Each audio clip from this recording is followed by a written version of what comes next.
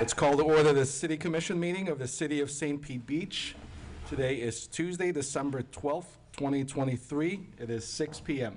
Let's stand for the Pledge of Allegiance. I pledge allegiance to the flag of the United States of America and to the republic for which it stands, one nation, under God, indivisible, with liberty and justice for all. City Clerk, if you'll please call the roll. Vice Mayor Grill. Here. Commissioner Fluzlowski. Here. Commissioner Marone. Here. Mayor Petrilla.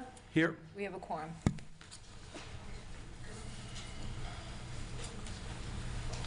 All right, the first item that we have is a recognition of city staff from the city clerk. So this item was put in by the city clerk, Amber Leroux, and she wanted to recognize all of the people who helped last week, assisted with the organization and accommodation of the public meeting last week. And she listed the people, you know, particularly IT did a lot of work with the screens out in the parking lot and up in other rooms. So a lot of people pitched in, and she wanted to recognize and wanted you all to know who she was recognizing for that. Absolutely. And we appreciate all the hard work. I think we had a good orderly meeting. Yeah. It was well organized, Yep. well run, and we appreciate all the effort. I know everybody was here late, well above and beyond. So we appreciate it and thank you. Should we call out the people's names since I'm not sure everyone has the agenda? I can do that. I can. Kelly Inces, who is the fire marshal, excuse me. Eileen Torres, Candace Galloway, Ryan Smith, myself, Ariana Wilson, Rita Bishop, and Leonard Rose. Okay, Good. good. Thank you. Thank you. Yeah, thank you to all. All right, Commissioners, do we have any amendments to the agenda? I do not. No. I'd like to add an item, a discussion, an action item. I don't know if it's an action item, a discussion item. I have something I'd like to read at some point this evening, and we probably from that point would need to have a discussion after that. So I don't know. Should we add as item 8C? Fine by me, as long as we get to it this evening. We will make sure we get through it all this evening. Okay. We have a light agenda. Yeah. And then I've received some feedback, and we've had some discussion on item, and I gotta put my glasses on exactly which item it is.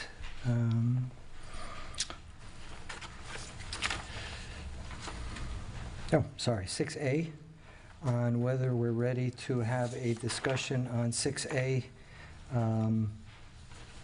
an ordinance of first reading, or if we should have another workshop and/or public input for this item before we bring it for first reading. I don't know if anyone else has a comment on that, or...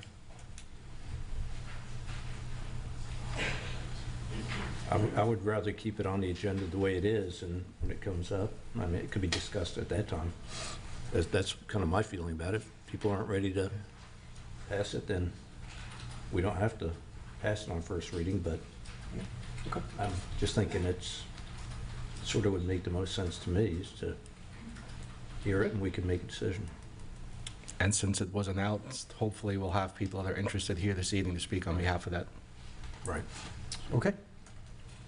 Okay? Fine by me. I have no other comments. Okay. Do we have a motion to approve the agenda as amended? So moved. Second. City Clerk, if you'll please do a roll call. Commissioner Fluzlowski. Yes. Commissioner Marone. Yes. Vice Mayor Grill. Yes. Mayor Petrilla. Yes. Motion carries. All right. Do we have any audience comments?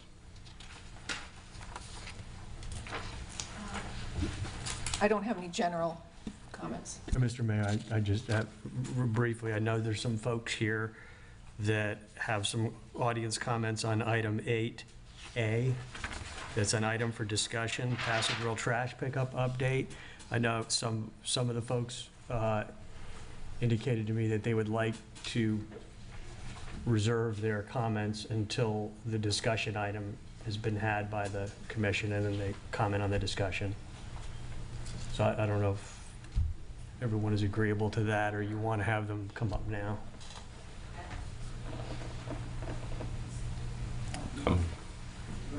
I think it's, I'm okay with that, because I understand that they probably want to hear what the discussion is in order to make more appropriate comments. yeah, I think that's probably better. Possibly their questions or concerns might be addressed. Right. Okay. So then we'll leave it open for audience comments for item 8A. Thank you. I apologize, I do have one general comment, Okay. and that is Jolynn Lawson. I also filled out a card. Yeah.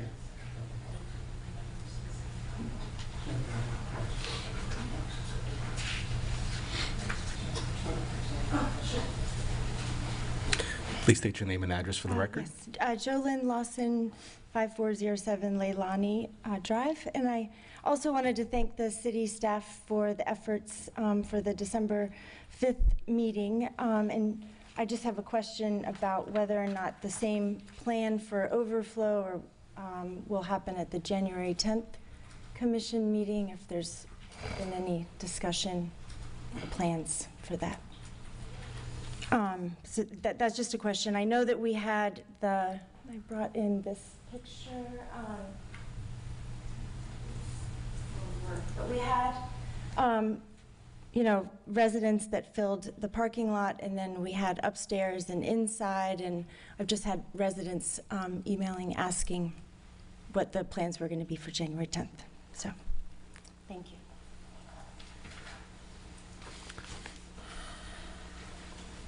John Kurzman?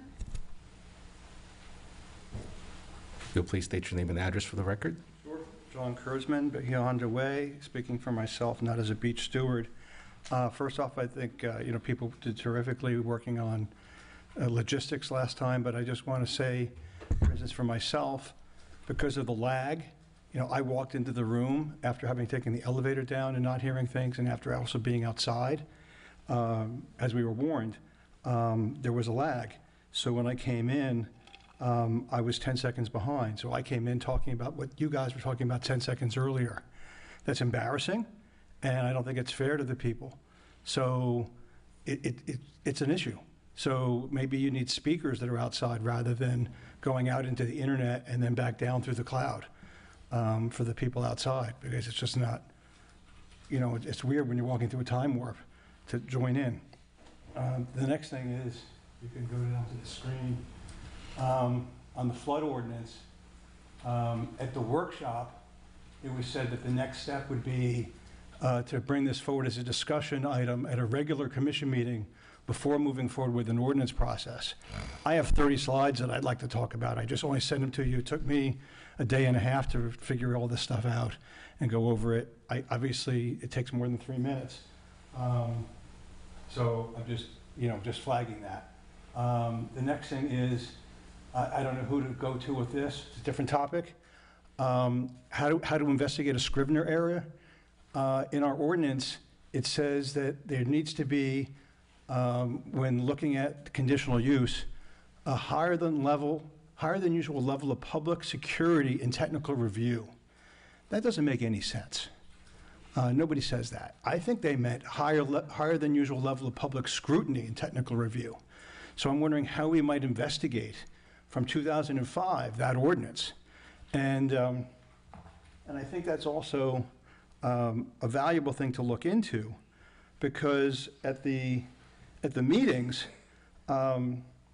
it just comes up repeatedly about public input, especially with regard to the conditional use. At the Planning Commission meeting, and I only talked about this briefly at one of these other meetings, when does the public really get time? And when do even the planning board people get time? And when do even the city commission people get time to read 600-page reports from applicants, and then staff reports, And at the planning board, in less than a week, there was the first time that the planning board saw the staff report, that the public saw the staff report, that everyone had to read 600 page plus, put together their thoughts from that, and then maybe find like-minded people, coordinate what everybody was going to say to the planning board, and write their responses, send them in, and then the planning board try to read that. And yet at the planning board meeting, when one of the planning board people said, gee, I haven't had time to read everything, and I'd like more time to like go back and have another meeting or whatever, they were advised by the attorney, no, you know, the citizens should have gotten their comments to you sooner. So I think that there needs to be more time or more input into the process. And frankly, I also think that there just needs to be more training available to the people on the planning board and maybe even to the city commission to help them to know what tools are available to them in the process to help figure out ways to mitigate the concerns that people have, and you know that people are raising about these issues, because you know you're working with professionals who have been trained, who spent their careers focused on conditional use, and now you've got laymen, you've got people that are just volunteer citizens. This is not their career. This is not what they do full time, and somehow they're supposed to get these documents and hear from the public, and some people even say they don't even think they're supposed to hear from the public till the meeting. So there's just a lot of work we can do, and I hope you can help everybody. Thank you. Thank you, sir.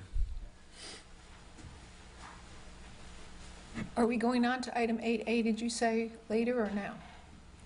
I think we left it as is, where is. Okay. Yep. Next, we have item 4, the consent agenda. I will make a motion for approval. Second. City Clerk, if you'll please roll call. Commissioner Marone, Yes. Vice Mayor Grill, Yes. Commissioner Fizlowski, Yes. Mayor Petrilla, Yes. motion carries. Next, we have action item 5A, the freebie contract amendment and extension.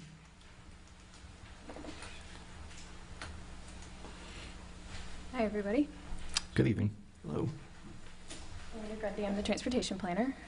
So we have the contract amendment and extension for you, and as part of that, last time y'all had requested a update on the performance metrics.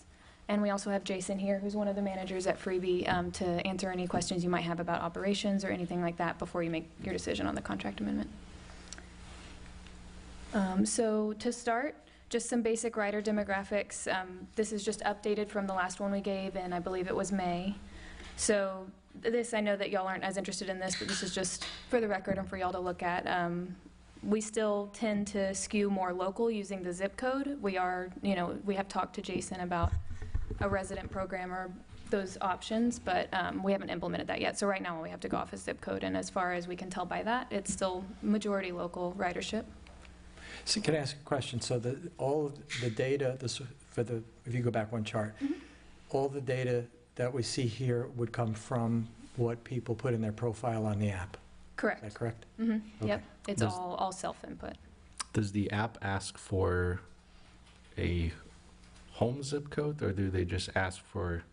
I think it just says zip code. I don't think it specifies like home or current location, so at their discretion. Okay. So for total passengers, this is for the year of 2023, so from October through September. We had a total of just over 114,000 passengers and 53,000 rides. Our peak months were March, which is to be expected, March through July, really. I'm sorry, So- can you go back just so we can digest just for a second?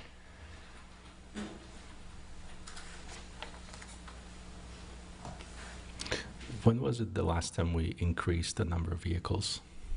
Last October. Was it last October? Mhm. Okay. We added one additional vehicle. And that's when we also extended to the north end all the way? I believe that was in fiscal year 2022, so yeah, last October. Okay. Thank you. For wait times, I compared 2022 to 2023, and we did see that we're improving with our wait times. So 13% of rides in 2020 or 16% of rides in 2022 waited over 20 minutes, and that's down to 13% in fiscal year 2023. 87% of all rides are waiting under 20 minutes. Do we have any data on canceled? I do, Rides? that's Okay. coming. So 87% of the completed rides are waiting under 20 minutes. Correct. Okay. It's kind of interesting that wait time decreased when the ridership increased. It's with the additional vehicle, it's doing its job. Right. Right, that's what it says. So this is average wait time by month. As you can see, we've done better than last year, over month to month, even during our peak seasons. So there's a typical average wait time from ride request to ride selection is about 2 minutes, and then from ride selection to ride pickup is what you see on the graph there. So ranging between 10 and 12 minutes this past year. So in the contract, do we have any performance measurement for this? I mean, this seems good, but if the contract says they should be doing, I'm just going to make it up for discussion, it should be done in 10 minutes. Mhm. We're not doing so good. There aren't any performance metrics written into the contract. It's they're providing the service, and we determine. They can tell us how many vehicles they may need to meet what we decide we want our metrics to be, but it's not written into the contract specifically. So on average, the message here is in the 4 peak months, no one on average waited longer than 14 minutes from Correct. the time a ride was On selected. average, correct. Average. That's the average for the month, so. And I assume there's a median, you have a median? look I at didn't this? I didn't have the median, I didn't have access to the median time for Okay. this presentation. I can bring that to you, but I do have some information on canceled rides that I think Okay, will help sure. fill in the gaps there. Okay, thank you. So this is requested rides versus completed rides. So you can see here, total for the year is what all rides requested on Monday, 76% of them were completed. So the remainder was canceled. And why it was canceled, we don't have any data on that. We don't know why it was canceled, but about 25%, 24% of rides were canceled. And then going down the line through Saturday, which was 64% completed, the rest were canceled. So just the first line, so the Monday is an average of 52 Mondays. Not an average. This is actual totals of ride requests and ride completed. Okay. So this is the cancellation time, so the time between when somebody requested the ride to when they canceled it. So this might give us a little bit more insight into, we can kind of guess as to why somebody might have canceled it. Overall, 53% of ride requests, if they're canceled, are canceled within 5 minutes. And then 76.3% are canceled within 10 minutes.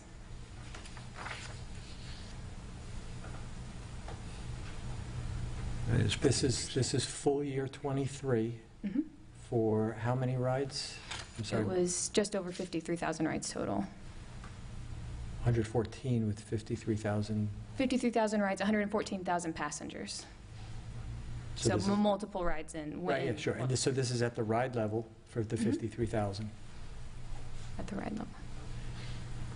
So the 0 to 2 could be just somebody playing with the app maybe, or? Or just trying to see what the wait time might be, or, they haven't made their final decision yet as to if they're going to take a freebie or not. Maybe they're just testing it to see. I'm sure if you talk to Uber or Lyft, they've experienced some of the same stuff. Yeah. Presumably, yeah. Right. I'm sure they do, because I do it. Yeah, that's true.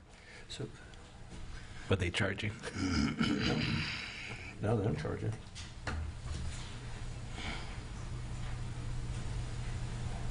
Well, it depends on how far you go. You're right. Or how long you wait before you cancel. Yeah. So the last slide I have is just the cost per passenger. I probably should have put this with the ridership, but the average cost per passenger was $4.71 across the year. So as our ridership goes up, the cost per passenger goes Right. down. that's based on the Total riders. 114,000. 114,000, yes. So the cost per ride is then roughly $10. Correct, yeah. We're paying about 536,000, and we had about 53,000 rides, so it'd be somewhere in the $10 range. But no telling what the cost was for PSTA. I guarantee you it was a lot higher than that. Oh, yeah, Per rider. per Per rider. rider, Right. right, exactly. That's why I just want to kind of clarify that. If we divide something by 5, it's a big It's number. all, I mean, it is all kind of relative compared to what our choice was before. Yeah. I was thinking in terms of more, since we're limited with the geographics of the city, Yeah. what's the average Uber cost within the city, which Right. would be about $8 to $10. Right. So that's all the metrics I have for Although you. they have funny algorithms, 'cause I'm sure you've experienced this, Oh, yeah. where it's a lot more expensive when you really need that ride. Yeah. So during the event, they've got ways of really gouging you. In fact, that's what I would call it, gouging. I think they like to call it surge price, Well, okay. but better known as a gouge. Yeah. Those are all the slides I have for you. Jason is here. He's going to come up and answer any questions you'll have about operations. So I'll, Before we go, can you go back Sure. 2 slides? Let's look at the wait time and the cancel slide. this one?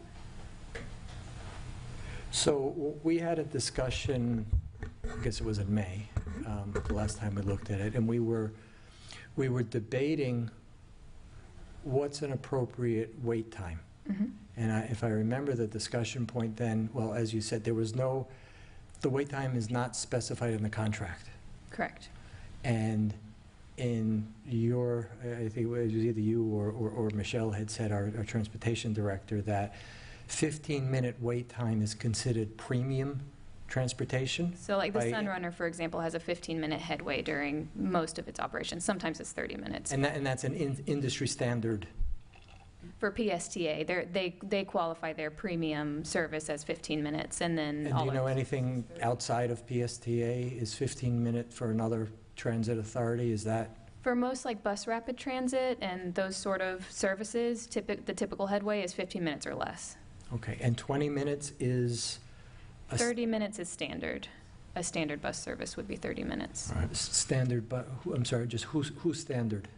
Like a standard, like the CAT ran every 30 minutes, or any bus service or transit service that's not considered a premium service is usually about a 30-minute between 30-minute buses. wait time. Mhm. So 20 minutes is a good number. It's not premium, it's not a Rolls-Royce service, but it's not a Volkswagen service, or, Somewhere in between. okay. So this chart says 15 to 20 minutes, basically 20 minutes or less is, well, as you said, it's 87%. Mhm.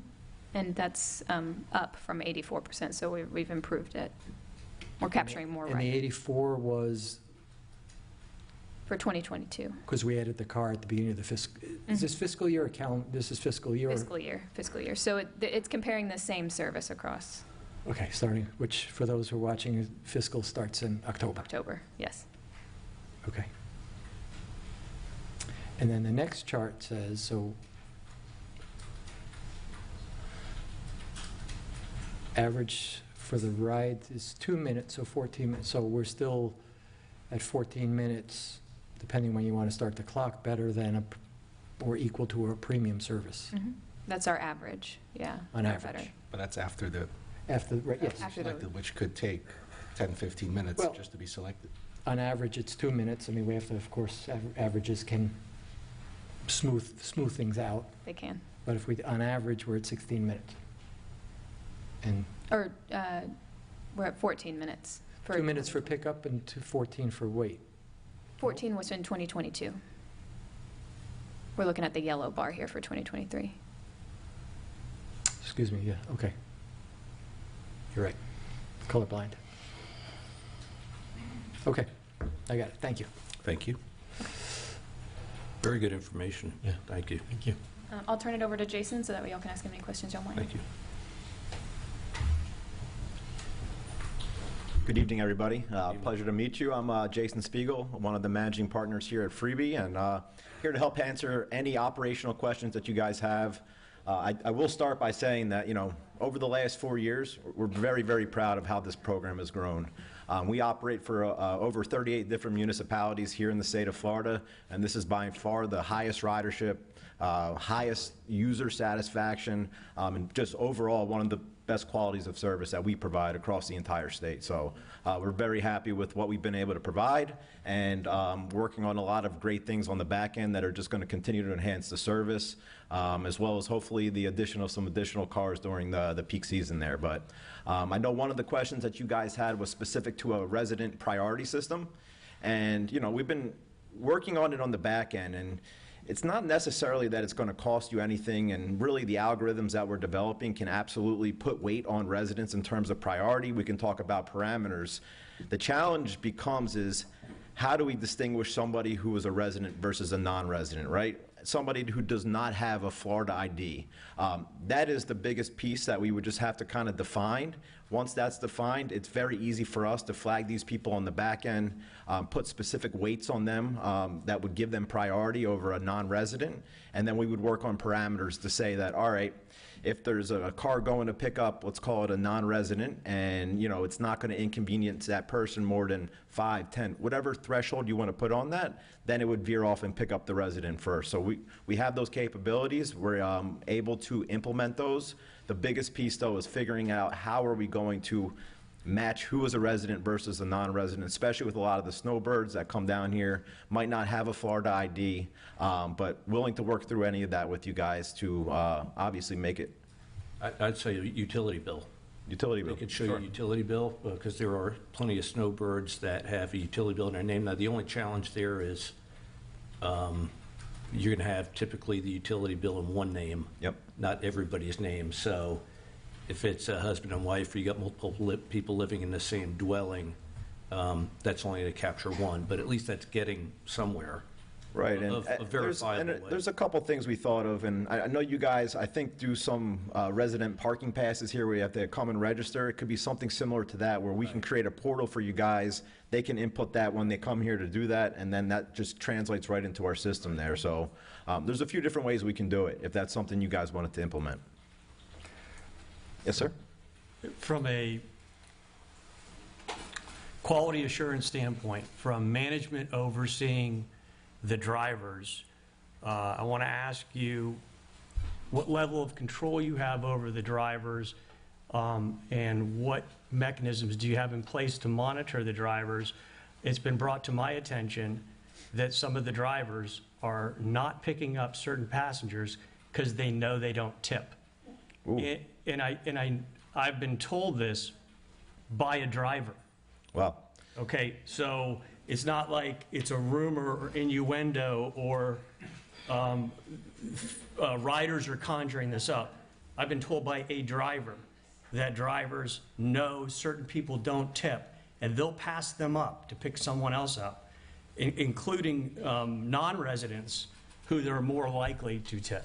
Sure. I mean, we have a zero tolerance policy for any of that, number one. So if that is happening, I mean, we need to know immediately, because that is something we would take action on right away there. Now, in terms of performance management, we have a specific dedicated performance manager that is managing the data on a day-to-day basis, the drivers on a day-to-day basis. We have team leader drivers here as well. All the data we look at is obviously productivity when it comes to rides per hour, passengers per hour, all those different counts. We also have security cameras within the vehicles, facing in, facing out. We know where the vehicles are at all times, and again, it's all about managing productivity. But when it comes to customer service and complaints, I mean, we go above and beyond to make sure that if there's something happening, it's going to be addressed. But that is not something that has been brought up to us in the past on this service ever. And I would be curious, if you want to talk offline, if you can give me some more information so we can figure out what's going on there. Well, I mean, the information is flat out this. A driver telling me that his fellow drivers are driving past people that they know do not tip in favor of picking up other people who they think are more likely to tip. And presumably, they're passing up regular riders because they know that they won't tip because they've picked them up before. So I don't know what your tip procedure is, or your tip policy is, but if a driver's telling me this, then by the time it gets to me and it's coming directly from a driver, it sounds like it might be a problem, especially in light of the fact that we have a strong focus from this commission on making sure that our residents get the shortened wait times and to whatever extent we can give them priority. So Yeah, go ahead. Can I just, could you be proactive? I mean, it seems, it's. Oh, absolutely. difficult I mean, for us to- Yeah, it's difficult for us to report it to you, so through your app, can you tell when a driver does not pick somebody up? And it seems to me you need to have a way of being proactively looking at that and understanding if a driver is not picking certain people up, why that's happening, instead of relying on complaints to deal with the issue. And the only reason this is the first time I'm hearing this, but I'm not totally surprised, because I guess I might just say this in public, there's another business here that was kind of created called Free Ride, and I heard the same thing. And the whole idea is you don't have to pay for that service, but you're expected to tip. Mm-hmm. And I heard through reputable sources that that's what they were doing. Yeah. They were finding out people that wouldn't tip or wouldn't tip as much as what they expected. Sure. Because people would tell me, and I talked to people personally that I trust, said, and I'm not talking about Freebie, Sure. I'm talking about this other business. Mm-hmm. When they would go to give a tip, the driver would say, that's not enough. And the person would say, I thought this was a free ride. Well, I'm expecting to get this much. And then they would have your phone number. Sure. So when you called next time, guess what? Just wouldn't be available. Yeah, that's, I mean, So, with so ours, it's an industry issue, not just a Sure. Freebie issue. yeah, there's a couple of things to address that, number one. Number one, that's, again, a zero tolerance policy from our company standpoint there. They are not allowed to solicit tips. They can't ask for tips. And if that happens, there's literally a zero tolerance policy. People lose their jobs for those types of things. The fact that you're saying that a driver told you that, there's other drivers out there passing up people that potentially doesn't tip, I mean, that's something we're going to look into immediately. The way that's going to be addressed is actually with the new technology that we're rolling out in Q1, where they're not going to be selecting the rides that is being kind of, right now they have a queue, and basically our algorithms show them, hey, this is your next ride that you should be selecting. Right. In Q1, that's going to be fed to them, and they're not going to have a choice. So they'll be actually having to cancel that ride, and then we get that data on the back end that they actually canceled the ride. Where what you're saying is that they're not even selecting that ride there. Right. But that is something I'm going to, right when I get out of here, I'm going to speak to the service manager and make sure that's addressed immediately. But our drivers are paid livable wages. We have drivers that have been here from day one. They're from this community. They love this community. They are actually what's made this so successful. So it's a big surprise hearing that, number one. And in 4 years in operating here, we have gotten like very, very, very minimal complaints. And I just heard about it. Otherwise, I would have gotten the message to you through our city staff. Sure. So that it could have been in. No, and listen, we appreciate all that feedback because, again, we take action immediately. I mean, the driver's obviously the face of the service here. They're your ambassadors at the same exact time. Thank you. On the tip, though, I'm a little confused because my understanding was the contract says no tipping. There's a no tipping policy, and this is what the city manager had repeated multiple times. Now, people do tip, and the drivers, I know, don't turn down a tip, but I thought per contract there was a no tipping policy. Is that incorrect? Again, they're not allowed to ask for tips. They're not allowed to have tip jars. They're not allowed to say the word tipper. I mean, they're here to drive. They get paid livable wages to be able to provide the service there. Okay, but my question is, is the contract silent on this, or is it up to the rider? I would have to look back. I know a lot of our contracts, it is, again, if they're providing a high level of service, they can receive tips. They're not allowed to solicit tips. We do have a few contracts that they're not allowed to accept tips. And again, what happens there, it's very hard to kind of police that. No, I understand, but But was explained. at the same time, yeah, if there's a no tipping policy here, number one, that shouldn't be going on, and number two, it will be addressed. And I'm not saying people should or shouldn't tip. I just want to understand what have we contracted for, which leads me to The question, it's still not clear, although I think it is. We contract, if I understand correctly, for X number of cars on the road at a period of time. And do we have a report that tells us that we've received, those cars are available and plowing our streets for the period of time? Because we hear, again, I don't want to go on anecdotal, well, I was told that, someone said that the driver goes over and they go while the car is charging, they take a nap down by the tennis courts. How many cars do we have per day? Are they on the road? And are we meeting that commitment? Because before, and I've never seen that, and the reason we need to see that data so that we can decide whether there really is a need to increase and sign up for 2 more years with additional cars. Sure, and we provide a live dashboard, so everything's tracked in real time. All the data's there, but one thing could be perception, right? We operate from 6 a.m. till midnight. That's 18 hours. 2 of the cars are contracted to be out on the road for 14 of those 18 hours, and 2 of them are for 10 out of those 18 hours. So there's 8 hours a day where there's 2 cars on the road there where, again, somebody who doesn't understand the hours of the operation would say, oh, those cars are just charging all day long. No, look, and don't get me wrong, perception, the only way you change perception is define that with reality, and you prove reality with facts, with reports, with data. So I know, and I'll speak for myself here on the commission, I've never seen reports of availability. Are we meeting those times? Because you as a supplier need to meet, I have X cars on the road for these hours. How you recharge them and how many you have in spare, that's for you to decide. That's an operational issue. How long does it take to charge the battery and how you're charging the batteries? That's interesting, but are we getting what we're contracting for? And I've never seen that data to be able to say what's in front of me tonight, which is let's sign up for 2 more years to put more cars on the road, because there's a perception that people are waiting too long. And I'll ask the next question and then I'll turn it over to you, Jason, is from the residents program, it's not clear what problem we're trying to solve, except is there a perception that residents are getting passed over or non-residents are getting priority, but the data shows no one's waiting on average, and we need to look at the median because averages can hide some things. I'm not saying I was doing that on purpose, but you don't always get a true picture with averages. How long are people waiting for rides? What's been the worst and what's been the best? Again, before we go sign a 2-year contract that says we need more cars and we can't cancel that contract. Okay. Sure. No, totally understand. And any data that you guys want to have, reports on the road, I mean, we go above and beyond that. We're doing more hours than we're contracted for on a monthly basis. And that is because again, sometimes the driver's dropping somebody off, goes past their time. And again, those data logs are all yours. We are very transparent.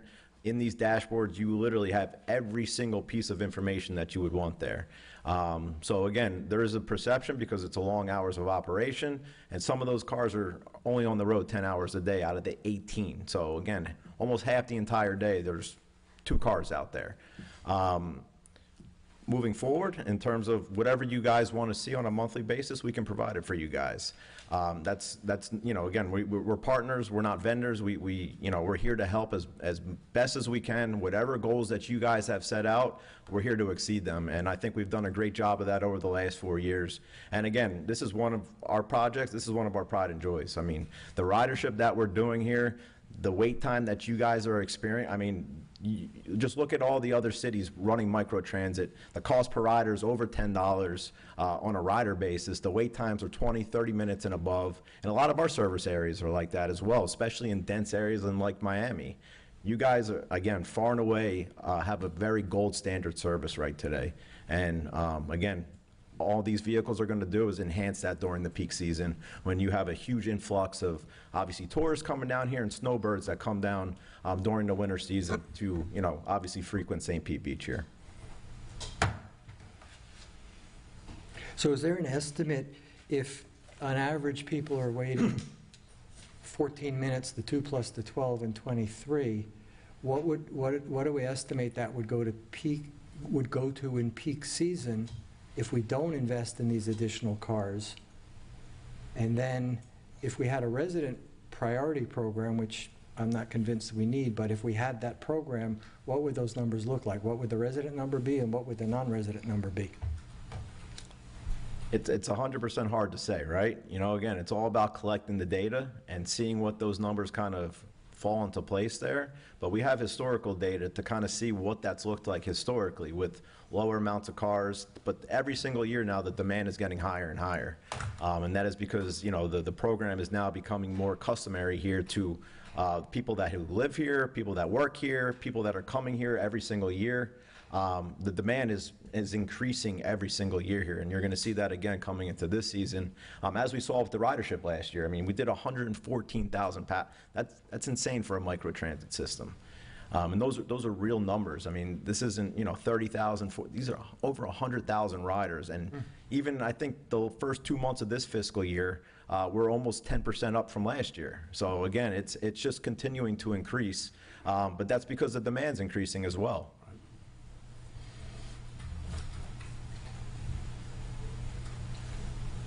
Well, I think it's been a great service. I mean, compared to the way we were doing things, all the money that we were spending on PSTA, we've had a good partnership with you. And all this discussion, I know you're taking a good spirit that we just want to get better. Yeah, absolutely. And these are some valid issues, but, I mean, this has been a great thing. I'm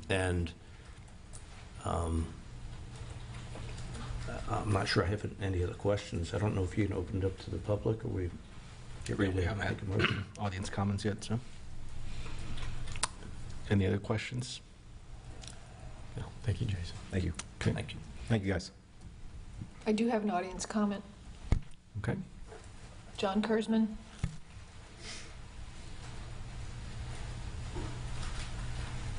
John Kurzman, the Honda Way, not representing the Beach Commission. First off, this is the contract. Scope of work says the service should be free to the users. No tips will be accepted.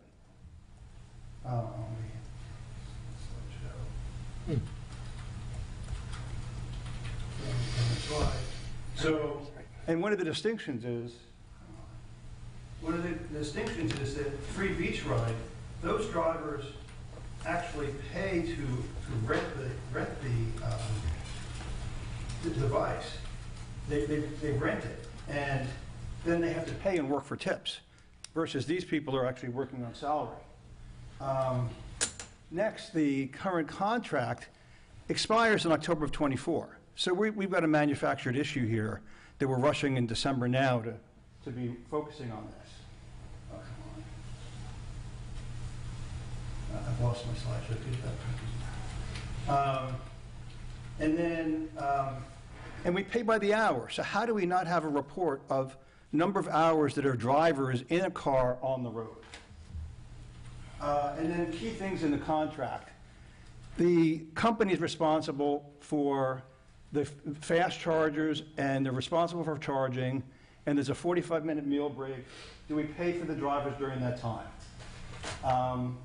Also, the vehicles are supposed to be street legal. I spoke to a consultant that I know specializes in EVs. First thing he said was, oh, I recognize those vehicles. Those are the GEM vehicles by Polaris. But they're not street legal. I said, what do you mean? He goes, well, they're only legal on 35-mile-an-hour roads. He goes, so you can't have a car seat, you can't put kids on them less than 6 years old. Do we warn people about that? You can't have kids in these cars. So it also says in the contract, make sure that you have the vehicle still indicates a city vehicle. So that means people see these vehicles, it has the City of St. Pete name on it, and, you know, I guess we're somewhat liable. I keep hitting the wrong buttons. And then we talked about the battery life, because I keep hearing about the battery life, and they need charges, and they're not staying on the road. So he said, you know, he told me the type of vehicle. So in the contract, it said you'd get the 12.4 kilowatt-hour vehicles that should last 60 miles. I hear they only go four round trips. That's way less than 60 miles. The new vehicles, if you go on their website, are 14 kilowatt. And the reason that supposedly you need to be extending your contract is that the company says they want to get you some new vehicles because they have better battery life. So of course you want to make sure you're getting the 14 kilowatt hours batteries, and they should last 80 to 113, I'm sorry, they should last 55 to 78 miles. But again, are you really getting drivers? Are you getting drivers in the car going back and forth? Can you get reports that say that they're doing this, and how many cars are you going to have? Sorry, I got confused because of my slides, but Thank you, sir. hopefully you can see some of this. Thank you. Does that answer the tipping question? Well, it tells me my memory's not as bad as I think it is. I remember the same thing, but I'm seeing the black and white is different. Can I get a clarification on the vehicles? Part of this, are they going to be getting new vehicles? Do we know? I'll let the representative address that. Yes, we would be bringing in new vehicles that we would order direct from the factory. Brand new vehicles. Okay, and if we approve this amendment, when would that be? So they're about a 5 to 6 month lead time. We ordered them in October, so they should be around February-ish, February, March. Okay, thank you. You're welcome. Thank you.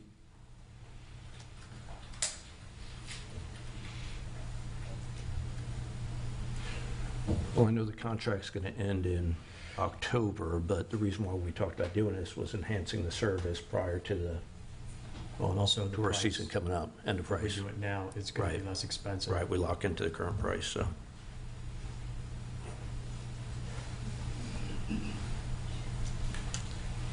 I'm ready to make a motion, Mayor, if you'd like.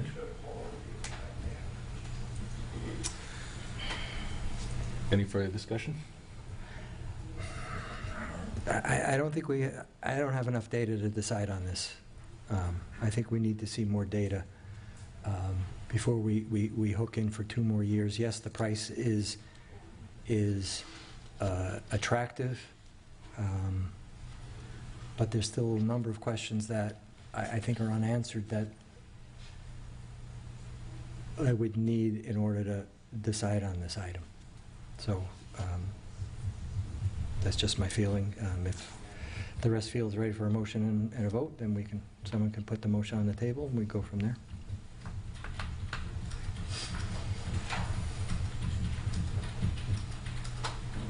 So we can also continue the service we have now. So that's, I can bring back the data and we can decide on this next commission meeting or something like that. Or y'all can vote on this extension and amendment tonight. Those are kind So of. if I remember correctly from the last discussion we had a few weeks ago, the increased service would take effect in February, correct? February to July, yes. Okay, so if we have this discussion at the first commission meeting in January, which is the 10th? The 9th. I believe it's the Ninth. 9th. Don't say 10th. Yeah, I think the agenda's full on the 10th. All right.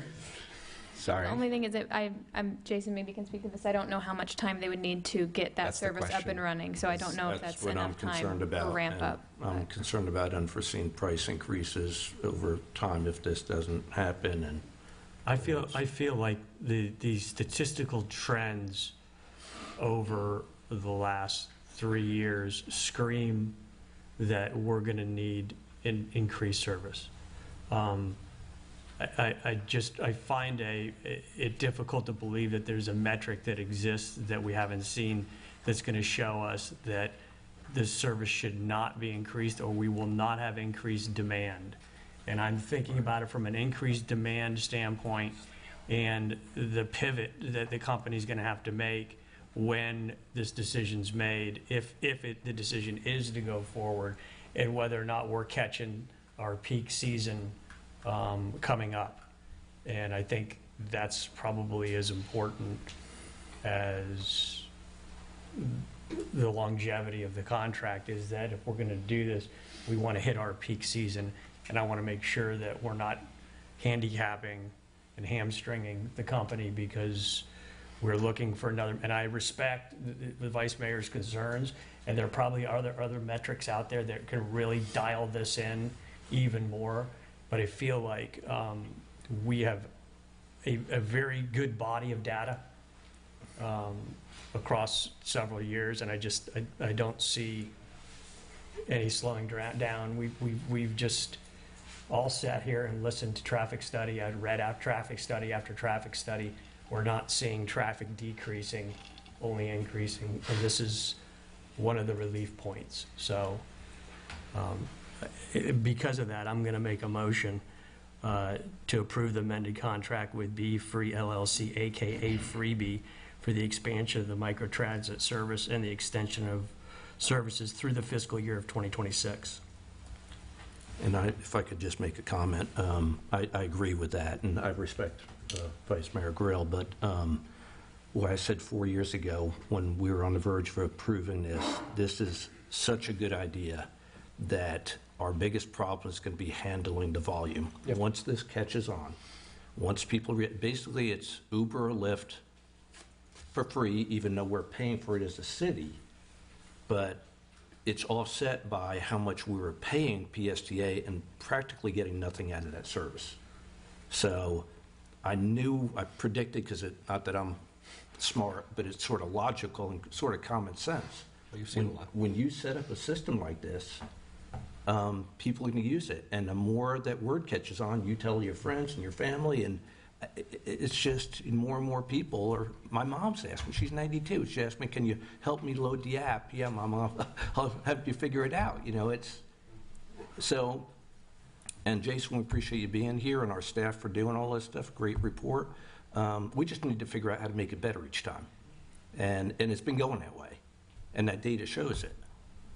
And so that's why I'm going to support this again. I respect Mr. Grill, he knows that, but I just kind of like to keep this moving while we got momentum. So I'll second the motion. City Clerk, if you please do a roll call. Vice Mayor Grill? No. Commissioner Fryslowski? Yes. Commissioner Marone? Yes. Mayor Petrilla?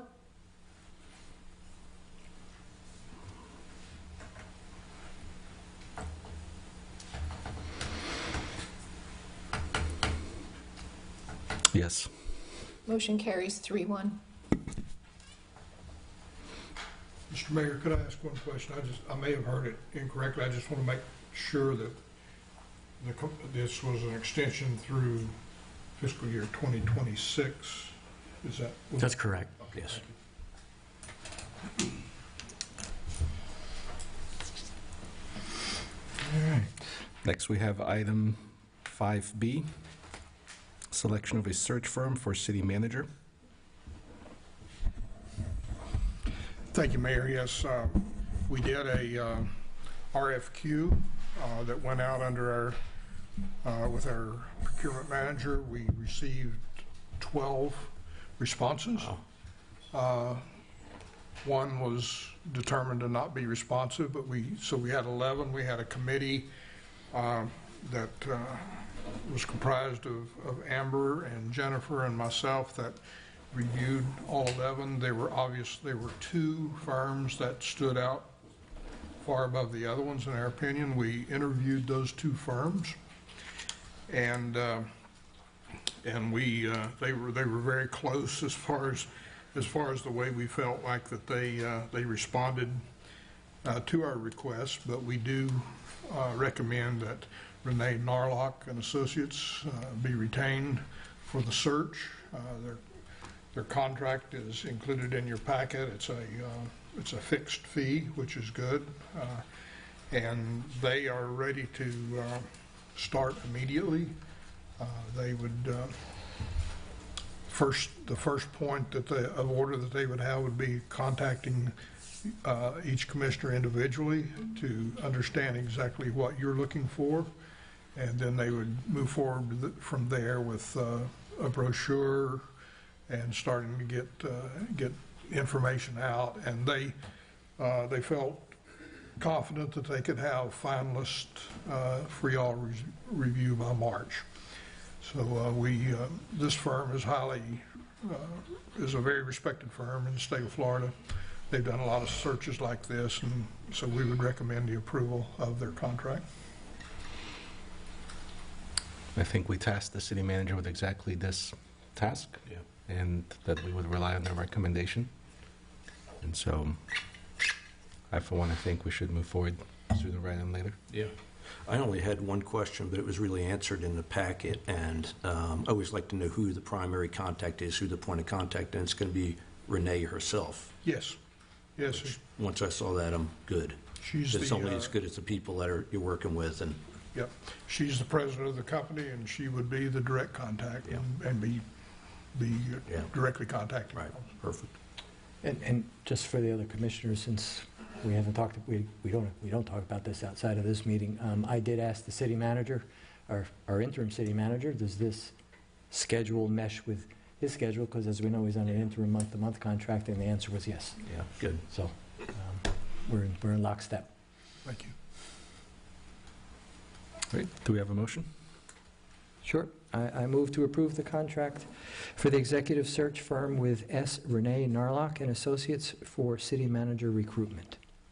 Second the motion. City Clerk, if you'll please the roll call. Commissioner Fryslowski, Yes. Commissioner Marone, Yes. Vice Mayor Grill, Yes. Mayor Petrilla, Yes. motion carries. Next, we have action item 5C, lot split 23079 at 102 15th Avenue. Good evening, Brendan Berry, planner. Ryan, could we pull up the presentation?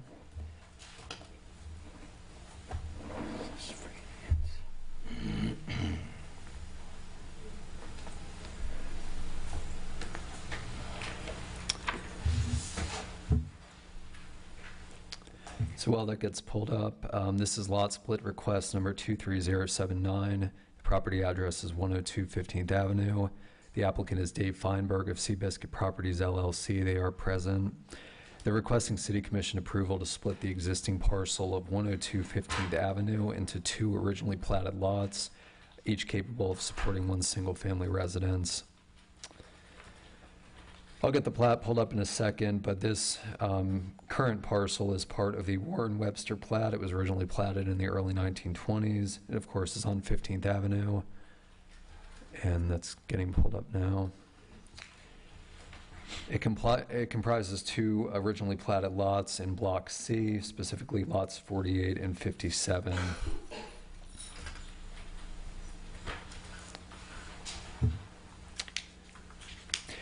So previously, the lot contained a modest-sized quadplex, so a 4-unit residential building. It was demolished late last year. It was a non-contributing structure, so it was not part of the Paso Grill Historic Overlay, but the Paso Grill Overlay has a specific provision, a special provision, that any parcel that contained what would be considered a non-conforming use anywhere else in the city prior to 2017 can not only be maintained, but also could be rebuilt under the same provisions that it was originally constructed with. So we need to be limited to the same size and square footage as the existing structure, which you can see on the screen. That was, again, demolished, but that right is not lost in demolition. They still have the right to retain that use and rebuild if they wish to in the future, as long as there are plans supporting the area and the size of the structure. So as I mentioned, the structure was demolished. Both lots are currently vacant, and that's shown on the surveys on the screen. Typically, these types of lot splits do not come to the City Commission. These are handled administratively when they are a split of a parcel that retains two existing lots that have been platted, and when those platted lots meet the minimum standards for a zoning lot in the city for development. However, in 2017, the city amended the Paso Grill Overlay District. It added this section related to vacant parcels, and there is now a requirement that any parcel split or assembly be permitted through the City Commission to determine the compatibility and respect for the existing character of the overlay district. So looking at the surrounding properties, the parcel in question is in a green box there. The light red stars are showing single-family developments. There's a medium red that's showing a 2-unit, and the dark red is showing 3 to 4 units. So you can see that if the parcels are split, they are in good company. To the west, south, and to the east are also single-family residences. On this block at the southwest along 14th Avenue and Gulf Way, there is the Inn on the Beach, a 12-unit resort lodging development.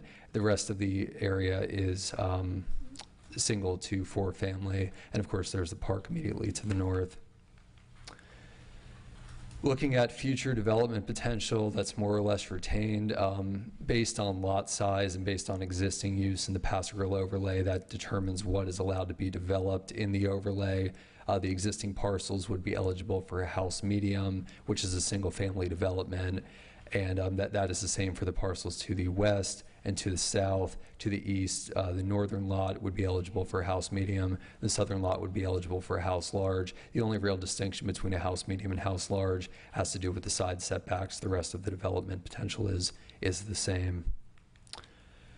So staff does recommend approval of this lot split request. I did want to make it clear, and I've spoken to the applicant about this, this is not an obligation. They do not necessarily need to split the lots. This is an option available to them. They're requesting it of the City Commission if they wish to move forward. I have spoken with the applicant. They have expressed some challenge with the ability to redevelop the fourplex. They can speak more about that if they wish.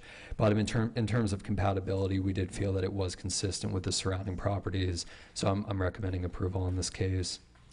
I'd be happy to answer questions. I know the applicant is present if you have questions for them. City Attorney, is this quasi-judicial? It's I would treat it, yes, I would treat it as quasi-judicial. Do we need to do ex parte and Yeah, swearing let's in? go ahead and do that.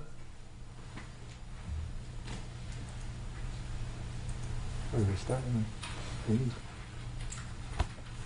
So each one of you, if you've had any contact outside of this forum with regard to the application, the applicant, anything like that? I've spoken to the applicant and reviewed the letter that Lynn Rossetti sent to the applicant with regards to the existing building at the time that it existed and the options on that building vis-a-vis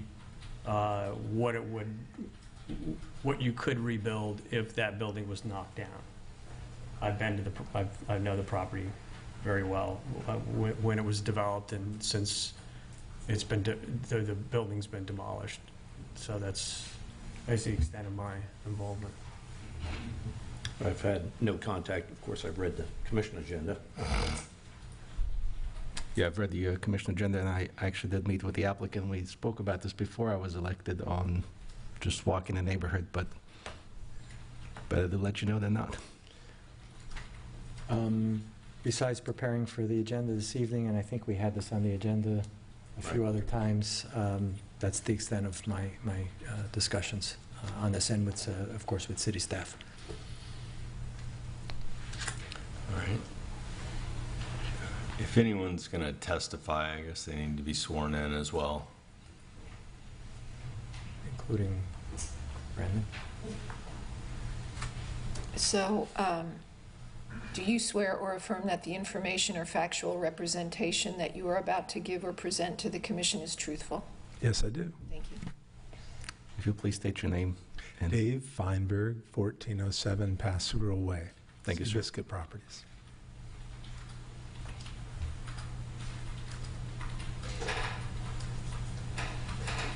I don't have any questions for the applicant. I guess the only question I have is just out of curiosity, what's the intent here? Well, the intent was to consider building the quadplex back, and I think we kind of need that as far as for the community instead of just single-family homes. In the discussion, I was allowed to build the quadplex back if it consists of the same size and like character. There was one little issue that came up that surprised me is since we're required to elevate, which is understandable, we could easily elevate the building and still be under the height that you have to be conforming to. But I was hoping we could put, since we're elevating it up a minimum of, say, 6 feet or 7 feet, I was trying to go up high enough to put a garage under it. The meeting that we had with the city had said that we couldn't put a garage under it because even though it's non-living space, it would be increasing the square footage. So I feel like 2 single-family lots are probably better, just sell them. But I was considering rebuilding it even though you were limiting me to the same square footage that it was before. And obviously you could build some very large homes there if you did 2 single-family homes. So I was trying to attempt to build something smaller, but when I got to the option of I can't, our city does not allow you to raise the house up and leave it open because it's not in character, it doesn't look nice.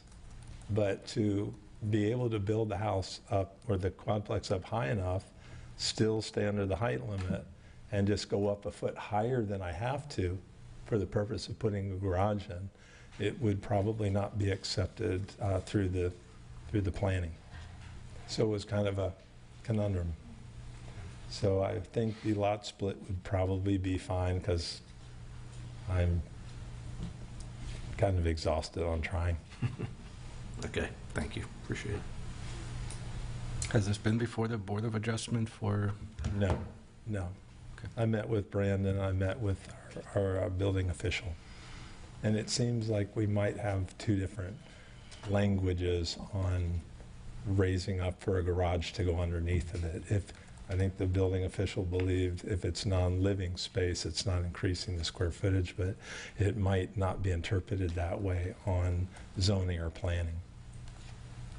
So it's just, I don't know, I'm retiring, and I might find that it's easier to take the easier way out and just sell them as lots. And they already were, but since something was on there and our rules say that we have to come before the commission, that's why I'm here. And I guess we could still do that. Maybe I could meet later and discuss it, but I figured I'd bring it up in a opportunity to speak about it. Any other questions for the applicant? No. No. Thank you, sir. Thank you very much. Any questions for Brandon? I had one question. Brenda, you mentioned that the option to split or keep it whole is up to the applicant. Is there a period of time that a decision has to be made, or it's forever? It isn't really laid out in the ordinance. Certainly, if they take the action of actually splitting it through the appraiser's office, I would take that as intent to move forward. But at this point in time, the city is currently looking at Division 20, which is where this provision came out of. You know, if something changes, if they want to keep the lot as is and wish to redevelop the quadplex, that might be possible. Okay, understood. Thank you. Mm-hmm. Nothing further.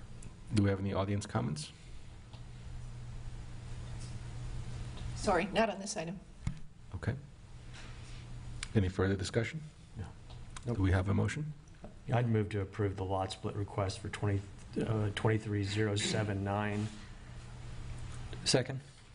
City Clerk, if you'll please do a roll call. Commissioner Frizlowski, Yes. Commissioner Marone, Yes. Vice Mayor Grill, Yes. Mayor Petrillo, Yes. motion carries. Next, we have action item 5D, Building Services with Joe Payne. Hello, Julie Anderson, Building Division Manager. We have a few items to talk about. We've been through this little exercise before with JPI. We're still facing the same hiring challenges that we were facing every other time I've been up here. And I think that there's some good reasons why. I'd like to share a couple of my thoughts with you just so you kind of have the knowledge that I have and you can discuss it. We've had an uphill hiring battle, and I think it's partly due to the private firms that are out there that provide inspectors and plans examiners and building officials for jurisdictions. Most city and county governments are not competitive with the private firms when it comes to the total compensation for Florida BCAB licensed professionals. One of the city's strategic objectives is to recruit and maintain top talent, but we are falling short on this goal, at least in that segment of our department.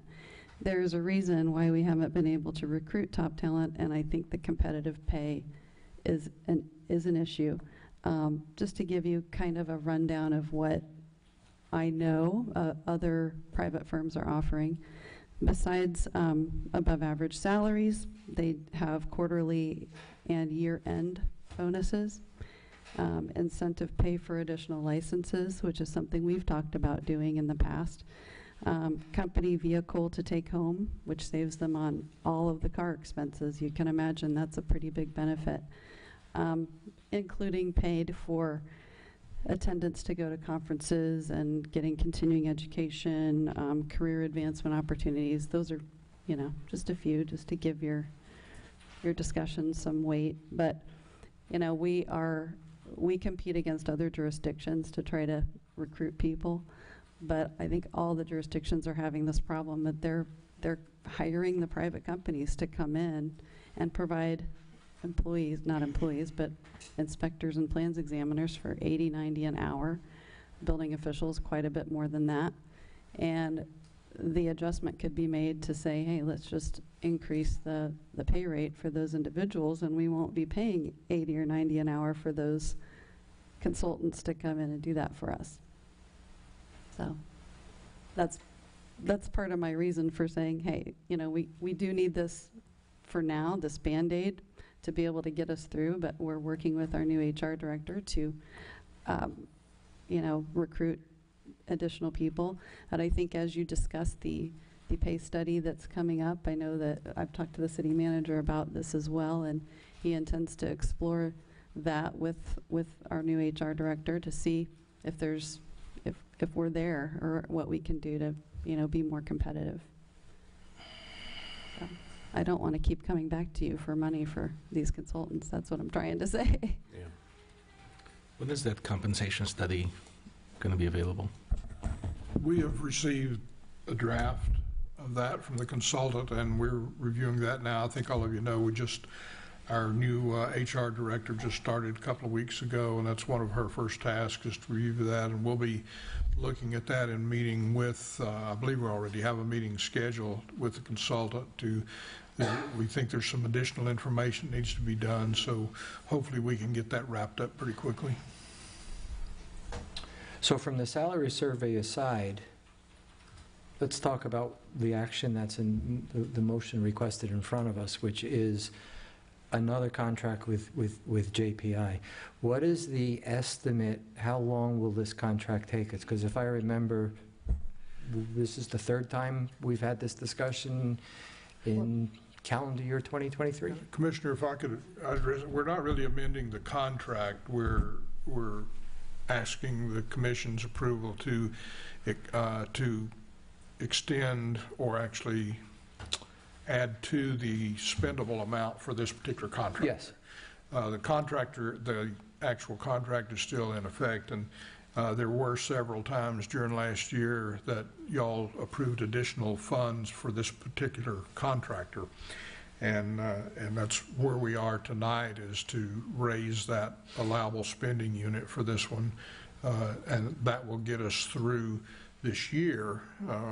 And actually, it will give us someone basically full-time in there to help us do that through our contractor. And as Julie said, we're having a hard time finding people. Every jurisdiction, I had this discussion with some of the other cities, and every jurisdiction is having this trouble finding people. But this will get us through the year, we believe, with this particular contractor. You mean through this fiscal year? Yes. Okay. Fiscal year 24. Yes, sir. So just the following question then is where are we on an actual spend against what was approved? Because we've had problems in the past, and I think we need to get an exterminator in here, guys. We have 400 and some change in our account right now with JP. Well, not in the budget, but for this particular contractor, I think is what we're asking. I believe we're right at the limit, or I think we have an invoice that has put us over their limit. The next invoice So that's why we're here tonight, to try to. So the invoice means that we've already expended the funds, and we've had this discussion, and I'll repeat myself, is I don't blame you for you need to get the work done. Mm-hmm. We've had discussions with the city manager. It's been a year or more than a year that we said that we would be putting in a process to track actual spends against authorized expenditures. And I'm disappointed to hear that we haven't done that. We're close now. The city manager and I have discussed this. We've got to get over that hurdle. And Commissioner, yes, I don't blame you, you We know, are tracking it. We are tracking it with, this is a bigger problem at a city level, Right. where we are spend against a particular contract. Commissioner, yes, I was made aware of that problem early on, and I've had that discussion with several of you, and we did have a meeting with all of our departments on this particular issue, and, you know, as you know, we lost our community development director recently, but we are, I think we have made improvements on tracking those now, and so should not see those issues coming up in the future. Okay, thank you. I think the other thing that's challenging about this is that they don't control the flow of things into the city. And who knows how the economy is going to go. So it's been a robust economy with a lot of things going on. And that's a challenge for all cities right now. And that's why there's this kind of backlog. I see it in my business. There's backlogs, can't hire people. That's actually the whole construction industry. it is. Because there are people that could be, I've got employees that could be building officials, could be doing that stuff, but, you know, there's a push and pull to go everywhere, to do everything, and it's not slowing down. I mean, you look at just one small project like Tropicana Field, and imagine what that's going to be like. And that's not the stadium. That's all the stuff around the stadium. And so if you think construction costs are going to be going down at all, or any of these issues are going to go anytime soon, and that's just one project. Yeah. So there's, I mean, hey, everybody loves Florida. Everybody wants to be in Florida. Everybody loves the Tampa Bay area at Safety Beach, and these are the issues we're facing. So, I mean, we'll get through it. They're good problems, I guess. Yeah. Yeah, well, there's some challenges. Yep. Better than the reverse. We have made progress, though. Yes. We still got $400 left, and we haven't heard of any other contracts, so. Right. It's certainly tracking in the right direction, so we do appreciate those efforts. Do we have any audience comments? We do not. Okay. I'll make a motion to authorize the city manager to increase the spending threshold to $250,000 for the building department services provided by Joe Payne Incorporated, DBA JPI, for FY24. Second the motion. City Clerk, if you please do a roll call. Commissioner Marone? Yes. Vice Mayor Grill? Yes. Commissioner Fryslowski? Yes. Mayor Petrillo? Yes. Motion carries. Next, we have item 5E, renewal of the iWork software agreement. Yes, this is a new 3-year agreement with the provider that we've had for the past 4 years. They are a cloud-based software solution, and it handles our building permitting, planning, business licensing, and code enforcement management. Our plan is, we're still in the process of searching for a new replacement, permitting, and all of those other aspects, a system to do all of those things. And it's easier from an implementation standpoint to maintain the iWork system as our, for existing permits, and also then implement the new system for new permits, and eventually the iWork system would be turned off and become historical data that gets dumped into the new system. So that's the thinking. And also, there's so much data in the iWork system, we don't want to lapse that. We really need to keep all of that data there. And Julie, correct me if I'm wrong, but I think we're still in the process of trying to decide a new system. We are. So we're not to the point of being ready to convert at this point either. Right. And that takes time. It's a shorter conversion time if we do it this way and have 2 side-by-side systems, and we want to do it the simplest and fastest way once we get something on board. Do we need 3 years for that? Need what? Do we need 3 years for that? That's the minimum length of time that they will renew the contract, but I highly recommend keeping the 3 years, because that historical data, anytime we've gone from one system to another, it goes into the new system and it looks different, and it's a lot more expandable and understandable in the original system it came from. So that's just our experience from several system implementations over the last 10 years. So what does this system actually do? It manages all of our permitting functions, business tax receipts, code enforcement, planning and zoning. So it has, and it maintains the historical data. Yes. So, Well, it's current right now. right, it's current, but if we want to go back and say what happened 6 months ago, we can go into iWork and Yes. we can see. So then how do we ever, and I appreciate, there's two approaches with new software. You can port everything over, and of course you need to have the assistance of the current vendor to help you with the porting, which I'm sure they're probably not, because they don't want to lose their software Right. license fees. But it doesn't sound like we're ever going to get out of iWork, because if even in 3 years, would we not still need that historical data? Not after 3 years. My anticipation is that any permits that are, still open at the time we switch to a new system, those will be closed out probably within 2. I mean, you think of like a single-family dwelling, that's a longer-term project. Anything really, a large project like that, we could probably either recreate that data in a new permit in the new system just to get it closed out so we could shut iWork down.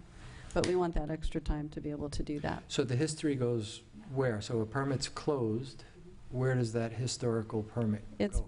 in our current system, there is a section within any permit record you open up. You can look at the permit history right within that permit record, so you can see previous permits. In iWork? Mm-hmm.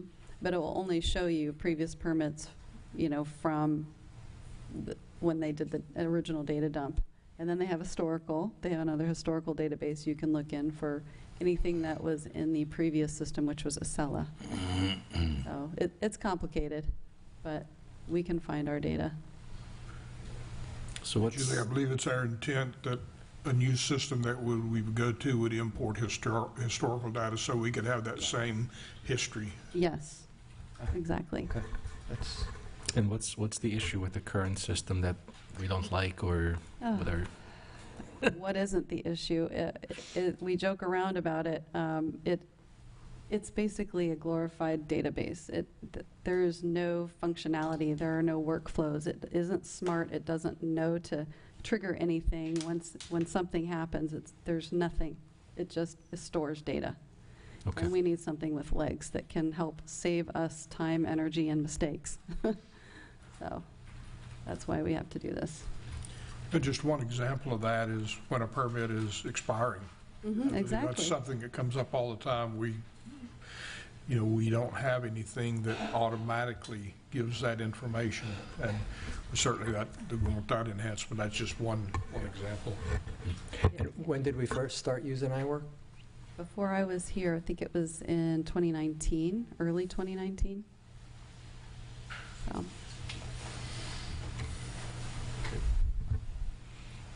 Thank you. You're welcome. That's why I'm sure you're going to be looking to a lot of other cities or counties about the new system that we'll implement and make sure it's working really well for some of our sister cities. Absolutely. We definitely are vetting extremely carefully, very thoroughly, and we look for companies that have experience in Florida specifically because we're weird. We have a lot of extra requirements and laws that we have to follow. So. Thorough. Very. Not weird. Thorough. Thank you. Do we have any audience comments? We do not. Okay. Any further discussion? No. Do we have a motion, please? I'd move to approve the city manager to sign the new 3-year agreement for the continuation of services with iWork Community Development Software in the amount of $13,725 per year. I second the motion. City Clerk, if you'll please do a roll call. Vice Mayor Grill, Yes. Commissioner Fislowski, Yes. Commissioner Marone, Yes. Mayor Petrilla, Yes. motion carries. Next, we have item 6A, first reading of ordinance 2023-14, floodplain management regulation.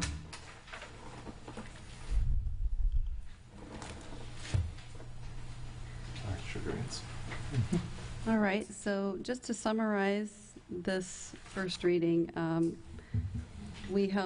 just read this part because it's really well stated. The current ordinance, 2021-15 floodplain management regulations, was approved with an effective date of July 1st, 2021. The changes made at that time were required and the minimum necessary to remain in the National Flood Insurance Program, or NFIP. Since that time, city staff and State Floodplain Office have discovered additional clarifications that should be made, as well as important changes that will provide greater resiliency for the citizens of St. Pete Beach. Some of the proposed changes were significant enough that we decided to hold a workshop on October 10th, 2023, where we presented the proposed changes and heard your discussions and concerns. This ordinance, 2023-14, amends the city's code of ordinances to align with the recommendations made by the state NFIP office and takes into account the feedback provided at the workshop. So when you go to, I hope that you received the summary that I provided. It kind of outlined, you know, the specific things that were changed by the NFIP office. And then there's, excuse me, there are some more significant changes that we decided to make in here that we'll discuss as well. I won't review the minor things because I think those are self-explanatory and you've probably already looked through them. But if you have any questions about anything I don't talk about, please bring them up. Some of the main things that changed are in section, it's Article 2, Section 98-33. So Section R322.2.1, elevation requirements, and 322.3.2. 2.1 is for AE zones, and 3.2 is for coastal A and VE zones.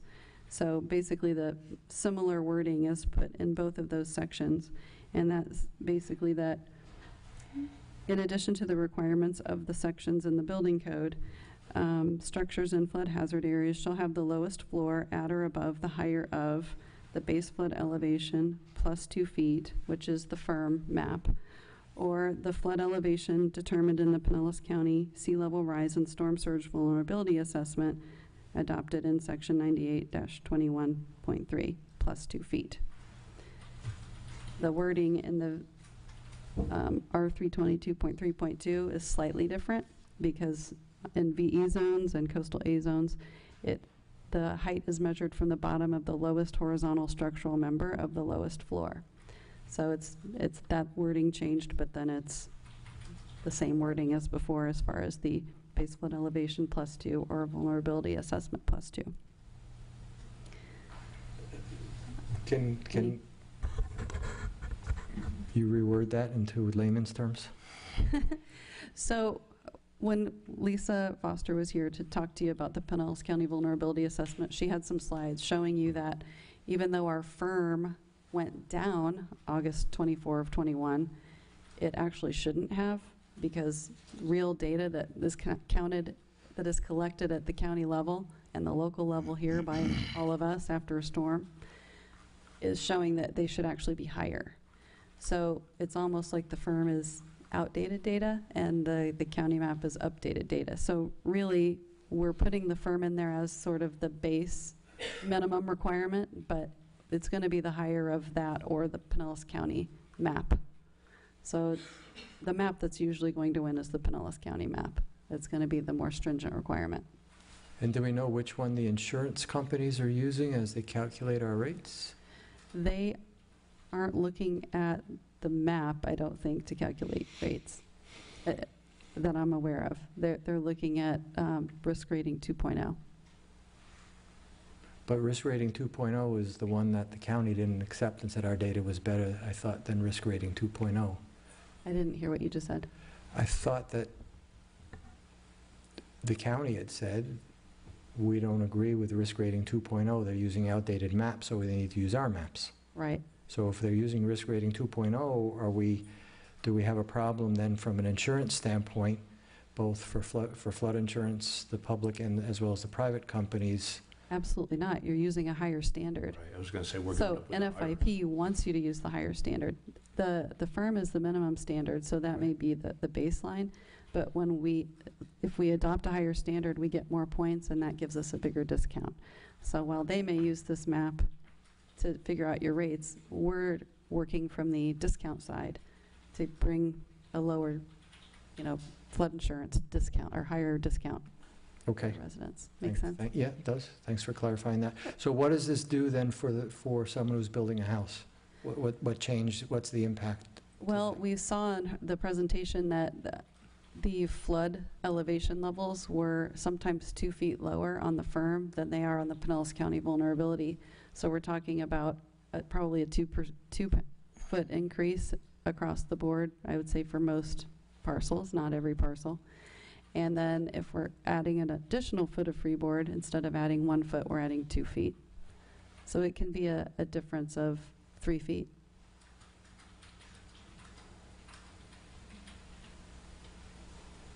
And keep in mind, you have some communities up the beach that they've kept the firm map, but they've increased their freeboard requirements, sometimes significantly. Madeira Beach and Indian Shores both have 4 feet of freeboard. Wow. So this is still less than that. Yeah.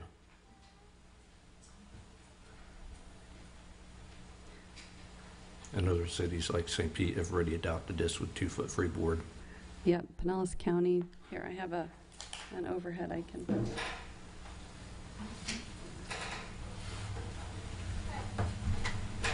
So on the left column, the far left column, freeboard, your highest is going to be Madeira Beach and Shores, Wow.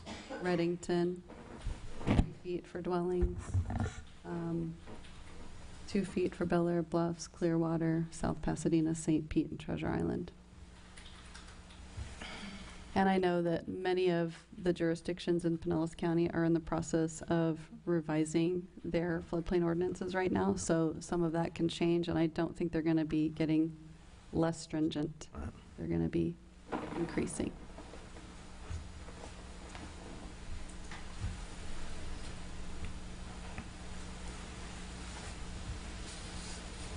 And there are other things. There are other In things, here. yes.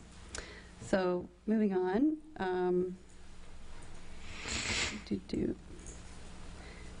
There's a minor thing that was left out. I don't know if it was left out by our reviewer at the state level, but the word louvers we had added in to our 322.3.5, which is it's still in the same section. So number 2 under that section says, are constructed with insect screening or open lattice. She left out the word louvers, so we want to keep louvers in there. We'll make sure that's on there for second reading. And then, let's see. The same, backing up to that elevation requirement, and section 9835, building code section 1612.4. We also added the same wording about the 2 elevation requirements plus 2 feet, because that is the coastal high hazard areas and coastal A zones, so we made sure that was added in. So we had mostly minor changes through many of these sections. I'm going to skip forward to section 98-128.4, the definition section.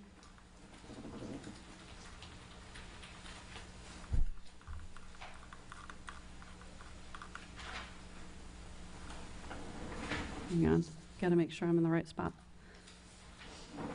Yeah. Okay. So one of the definitions, or 2 of the definitions we discussed at the workshop were the definitions for repetitive loss and severe repetitive loss. When we discussed this with our state floodplain manager, or not floodplain manager, but the consultant, she said that we would be required to enforce those provisions if we include those definitions in the floodplain ordinance, and we thought that would detrimentally impact residents who had multiple repetitive losses, and they'd be forced to raise their houses when, if we leave those definitions out, they wouldn't be forced to do so. So we recommend taking those out. We did not include them in this ordinance.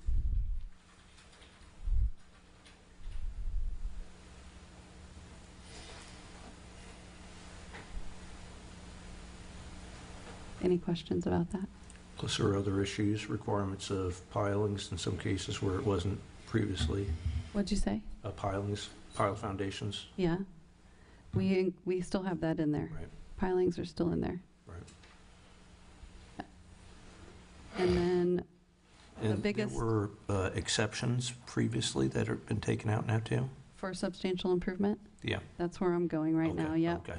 So substantial improvement and substantial damage are the definition that changed the most. We talked to our consultant quite a bit about this one, and again, let's refer to the overhead because that will show you some additional data that helped lead us to this decision. Doing the 5-year cumulative is extremely, it's stringent on the residents. And I think, listening to the discussion that we had in the workshop, we had a lot of conversation around that. Removing those exceptions or those energy credit items didn't seem like it was very favorable among the commissioners. And I felt like if we take out the 5-year and we back it to a 1-year, we don't put people in that position where they're going to have to raise their homes.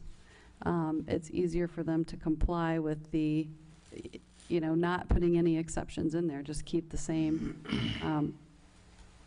energy, roof, windows, they all count, but it's all within a 1-year cumulative period that restarts. So. But then you're adding an exception for making the whole thing retroactive. Am I reading that correct? Yeah, it would not be fair to make it starting now, I think. I think if you make it retroactive, that helps any existing permits that are in-house that could be at that threshold where their 5-year cumulative is, they're at 49%, or maybe they're close to being over. It helps them to stay within that threshold and not have to do that. What if, at the same time though, if we do it retroactively, you could have a situation where somebody had one of those exceptions, right? Mm-hmm. They either did the exception first or they did the renovation first, thinking they're going to do the exception afterwards. Right. We wouldn't want to negatively impact someone we've already approved to do work. So I wouldn't say, oh, now you've got to tear your house down because we retroactively approved this. So I would think those permits would be frozen, and anybody that's got a permit in-house right now, like in review, and anyone going forward would be in good shape. And anybody that is close to their 5-year now would be able to, in a year, pull a permit. Yeah, but if somebody, let's say, had a renovation, they finished a renovation, they didn't do the windows because, or the AC or whatever, because they thought that's an exception. Mm-hmm. If I add that to my FEMA, it's going to kick me over 50%, so I'll keep it out. I'll do the renovation. Closes out yesterday. Yeah. Right? If we pass this, they won't be able to do their windows in January. Yeah, they have to do a year after that permit was issued, correct? Okay, so in one way, we're helping Right. some, and in another way, 100%. is there a way, I think the conversation we had last time was we didn't necessarily want to have a situation where we're now putting owners in a position where they have to wait an entire year, or is there a way to accomplish both? Let's look at what we can do rather than what we can't, right? So is there a way to do it retroactive on the 5-year thing, but then anyone that's in a position where they didn't do their, so if, yeah, where they haven't done any of the exception stuff, they would still be eligible to do that, even though it's not been a year. No, because that would be an exception. I mean, those things would have to count. No, see, the same way that we're retroactively, right, we would do a forward action for a year for anybody that's done renovation but hasn't done any of their exception stuff, so that we would maintain the exception for, let's say, 12 months for anyone that's done work in the last.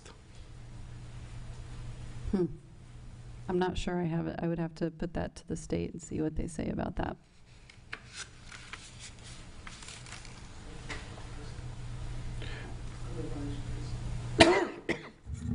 We could also offer them, they could submit a revised appraisal for a new permit, and that could get them to the next level.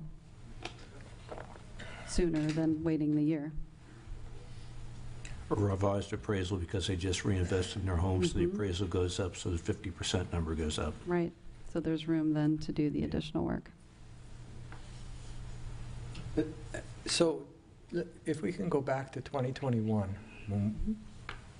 because it seems like we're undoing everything that was agreed to in 21 and with the 5 years with some of these exceptions, because the feeling was this was a way to improve resiliency in the city. And now we're saying, nah, that doesn't matter. I mean, for example, on the 5 years, we're saying, well, okay, we'll go back to the 1 year and let people continue to invest in non-conforming homes that doesn't improve resiliency. Now, don't get me wrong, the 1 year is easier. I'm a homeowner. 1 year is, you know, when I had to go home and tell my wife, hey, guess what? Sorry, 5 years now. There's, 5 years, and we got to take, it's going to hamper what we might want to do. Now it's back to 1 year. It's great, but we had, let's say, a few years ago, we had the discussion and made the hard decisions. We needed to do this because of this. What's changed? Well, let me answer part of that. I don't think it's a false sense of resiliency to do any work on a non-conforming house. So I don't think, even if you're making it wind resistant, our biggest concern here is flooding. So, and with sea level rise, that's even more pressing. But I guess keeping them to that, 5 year, it just reduces the amount they're spending on their improving that home over that 5 year period. The people that we see coming in for permits to do these renovations are trying to do as much as they possibly can to that home. They are not thinking about raising it. They are not thinking about knocking it down and building a new one. They're saying, hey, I'm rolling the dice that we're not going to get hit by a catastrophic storm. And if it happens, well, that's what insurance is for. That's what I see on my side of things. So, the 5 year forces more people, because it's a more stringent approach, it forces more people to raise their house because they are going to go over than if we keep it to a 1 year. Yes. That's what changed. Absolutely. But at a certain point, how do you then change behavior? And this is more of a philosophical discussion than a practical. We need to are we going to try to drive towards having resilient infrastructure and resilient homes, or are we just going to let people like me who live in a 1964 slab on grade home that's below where it needs to be from an elevation standpoint, right? And just say, well, sorry. How do you, if you never take the first step, you're never going to get there. Because we do have some residents who buy homes such as mine. My home's not for sale, by the way. And they tear it down and they put up a conforming home. So. And a lot of people aren't in that position. No, I understand, but why are we going away from the 5 years that we were so adamant we needed in 2021? Part of the reason too that our logic was we felt that this is the direction that would probably be more acceptable, because we felt like the exemptions you didn't want to get rid of. And I thought, well, the 5 year with exemptions is really not adding anything for us, from a flood insurance rate discount point of view.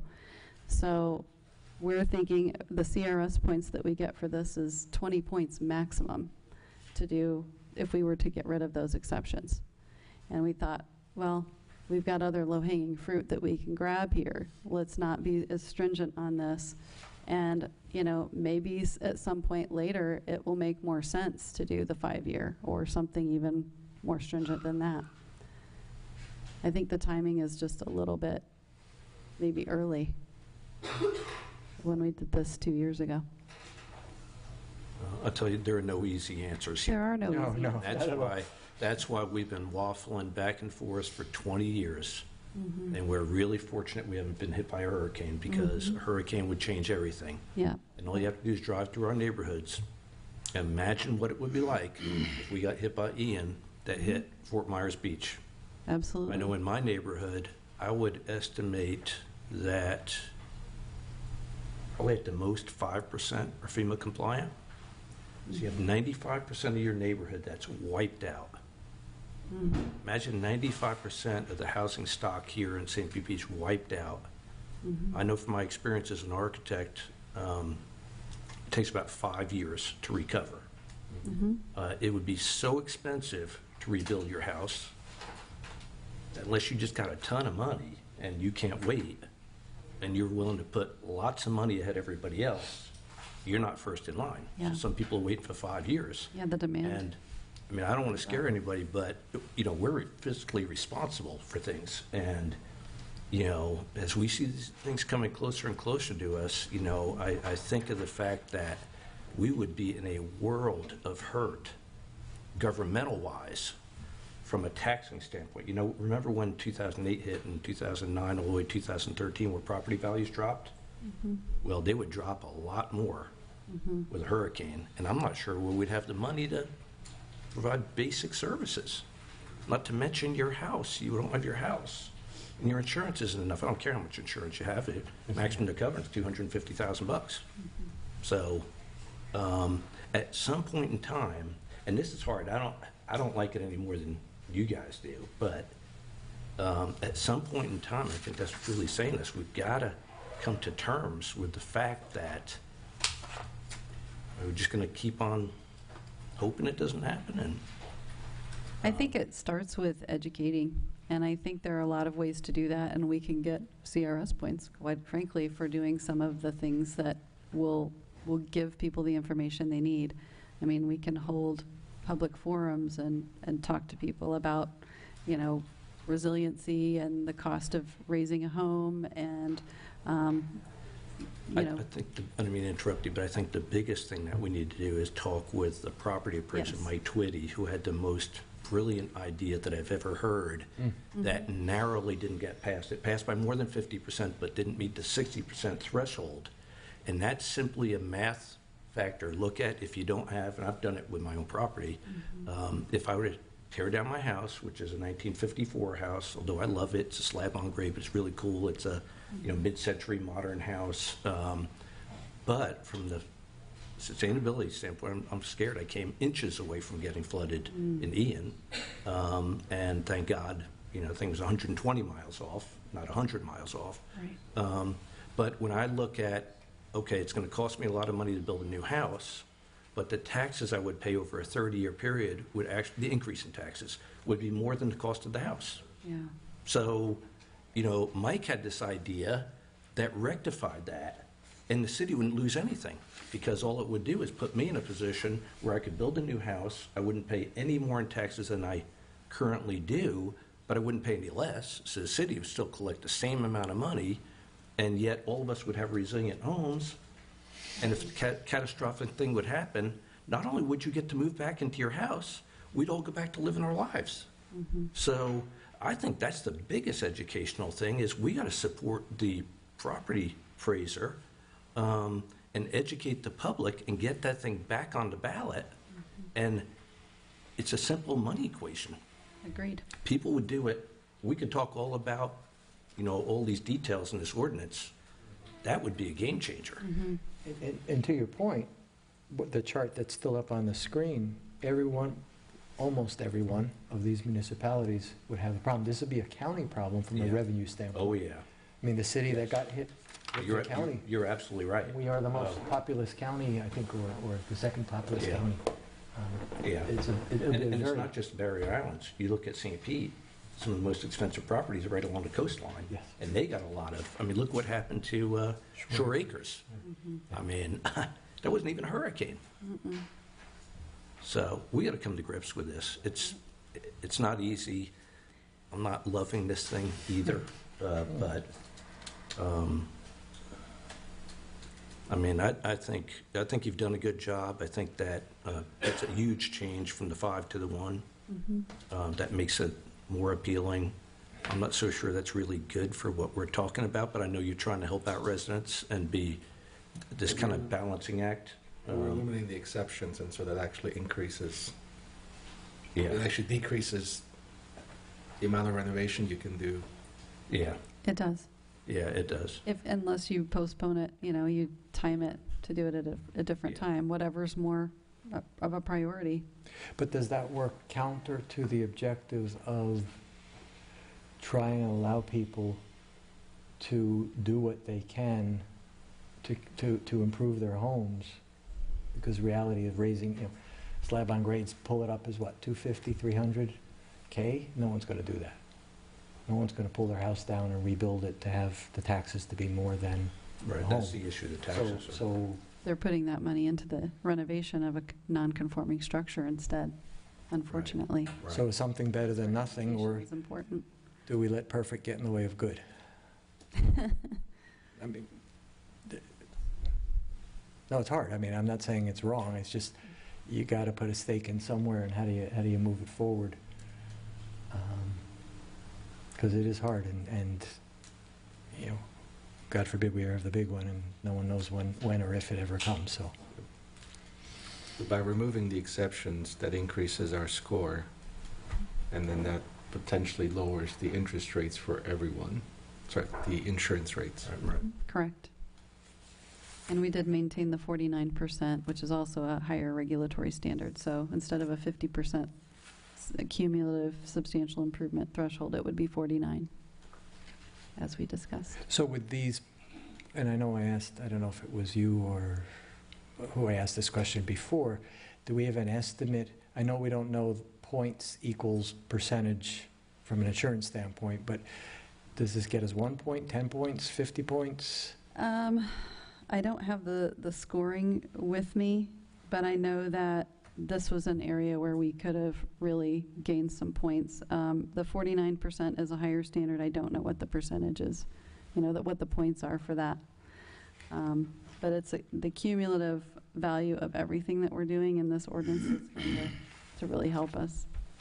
And like I told you in the workshop, we're at a level 6 right now. We're trying to get to a level 4, which is really aggressive. I hope we can get there. And does this get us to a 5 or move us in the right direction, or? I can't answer that because I don't do the reviews. No, I If know. I was the auditor, I'd say, heck yeah. You're hired. Get to a 4. Okay, you're hired. But, they keep some of that stuff very secret. We do get 3 attempts to submit information. So we've submitted our first attempt, and then we'll get feedback on that and have 2 more after that.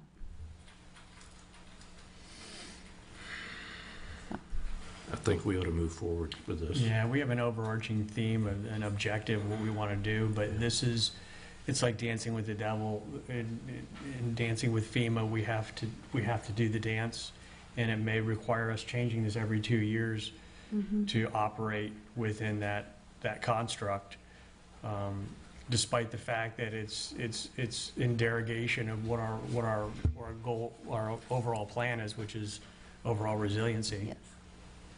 Right. Do we have a economic impact study on this one? I didn't see it in the package, or does it not require one, or? It will before second reading. So the way we've been doing it is if it gets passed on first reading with no changes, Right. and before second reading, before the adoption hearing, is when you'll see a business impact statement as part of the agenda and as part of this item.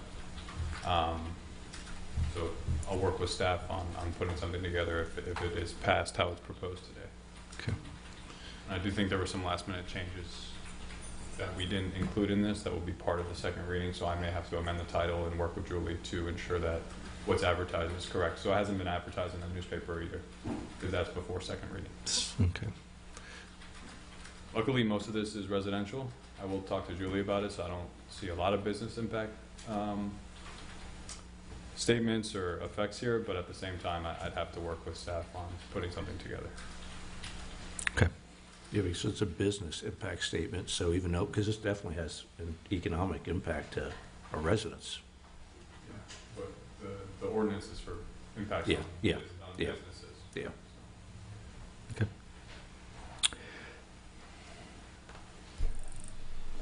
Just again for discussion, should we, I know we're at first reading, I know we'll have some audience comments, but should we given the ramifications of some of these changes, the impact, there's a broad impact to many homeowners. Should we have some sort of public forum to discuss this, educate people, and get feedback? Because it is a bit of a significant change, and I'm not sure people understand. And for example, on the seawall, I had someone in the area, in the district, call me about what the neighbor's doing with their seawall, and they weren't happy because the seawall it's a new house. They're going to tear the house down, put up a new seawall, and what is it going to do to my property? I've been here for 30 years, and my seawall's a lot lower. They didn't know about or understand the whole seawall discussion.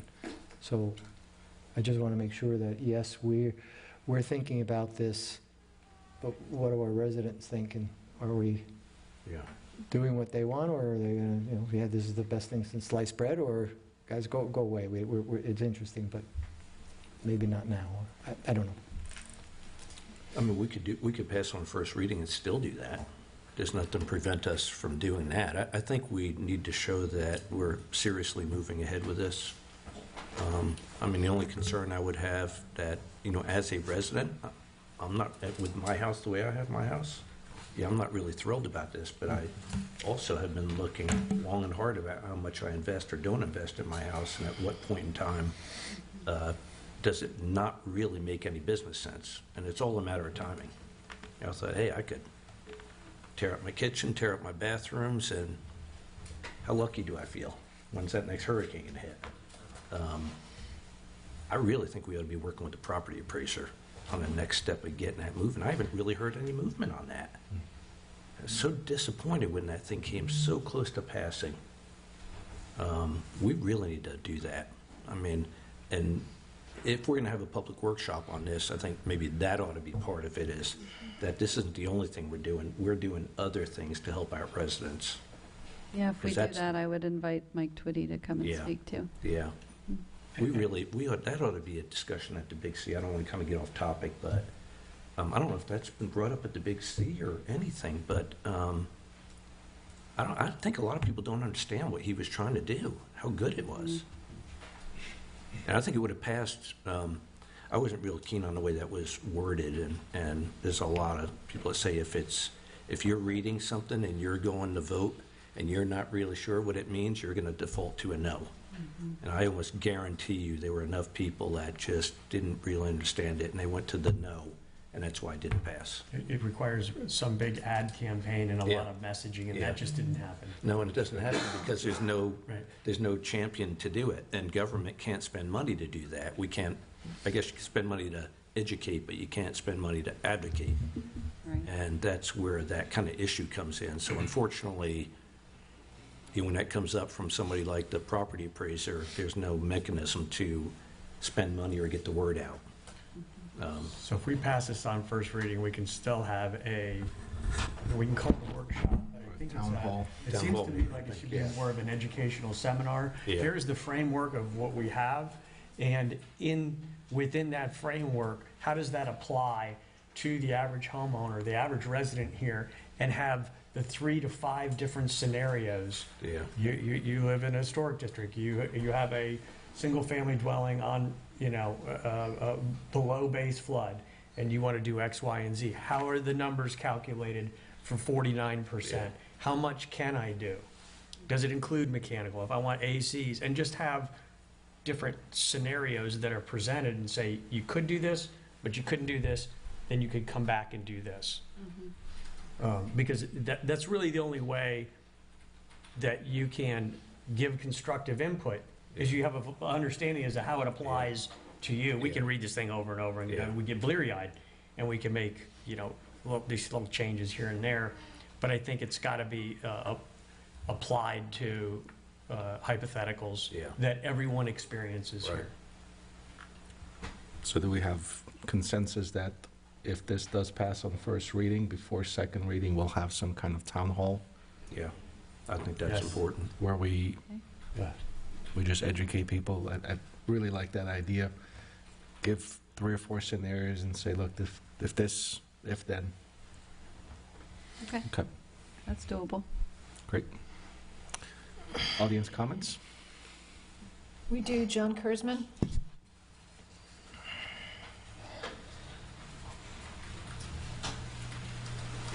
beach steward. I think a number of people spent a lot of extra money to purchase a home that did not have to deal with the FEMA regulations in some ways.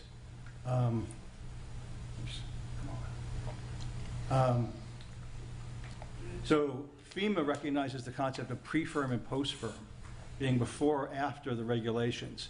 And a post-firm being built after 1974 is not supposed to have the 50% rule. Instead, it's supposed to make sure it doesn't start messing up what already was built.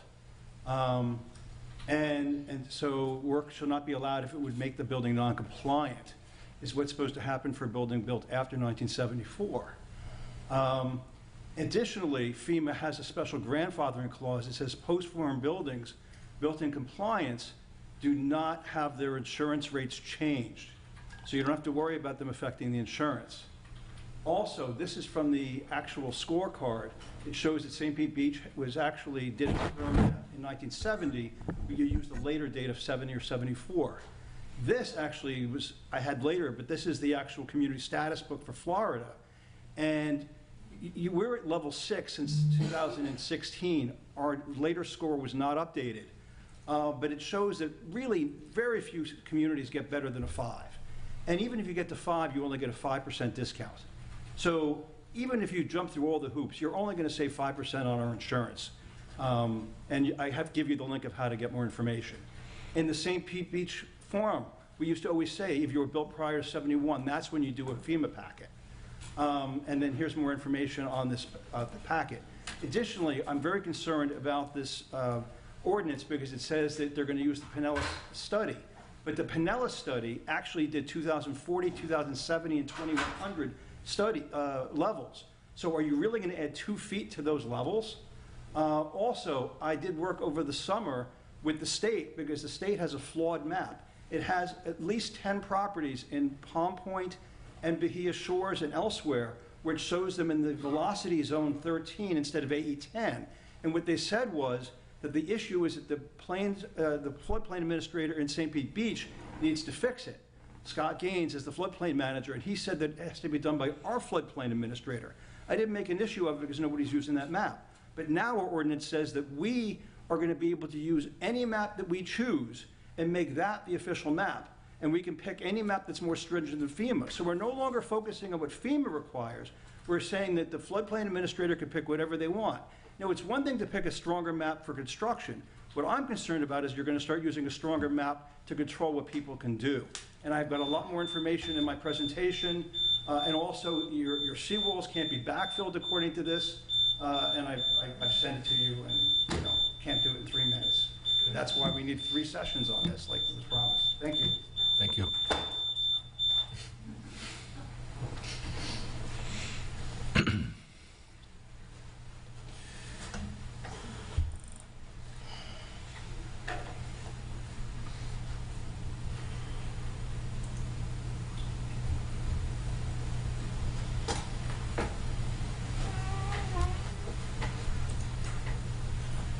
Any further discussion? Comment? No, I think we ought to proceed ahead and do this, have our town hall meeting, and then we'd be ready for second reading. I move to approve the first reading of ordinance 2023-14. Would you like me to read it? Yeah, that's right. You didn't read it into the record yet. Ordinance 2023-14 floodplain management regulations, an ordinance of the City of St. Pete Beach, Florida, amending the city's Code of Ordinances, Chapter 98, Buildings and Building Regulations, Article 2, Technical Codes, Section 98-30, modifications to the administrative and enforcement provisions of the Building Code, Section 98-33, Florida Building Code, Residential Amendments, Section 98-35, Florida Building Code, Building Technical Amendment, Section 98-36, Florida Building Code, Existing Building Technical Amendment, Article 5, Flood Hazard Mitigation Regulations, Division Technical Amendment, Article 5, Flood Hazard Mitigation Regulations, Division 2, Applicability, Section 98-121.3, Basis for Establishing Flood Hazard Areas, Division 3, Administration, Section 98-122.1, Designation, Section 98-122.4, Substantial Improvement and Substantial Damage Determinations, Division 9, Definitions, Section 98-128.4, Definitions, Division 12, Site Improvements, Utilities and Limitations, Section 98-131.1.1, Use of Structural and Non-Structural Fill in Flood Hazard Areas, Zones AE, Providing for Fiscal Impact Statement, Codification, Conflict Severability, Correction of Scrivener's Error, Construction, Publication, and an Effective Date.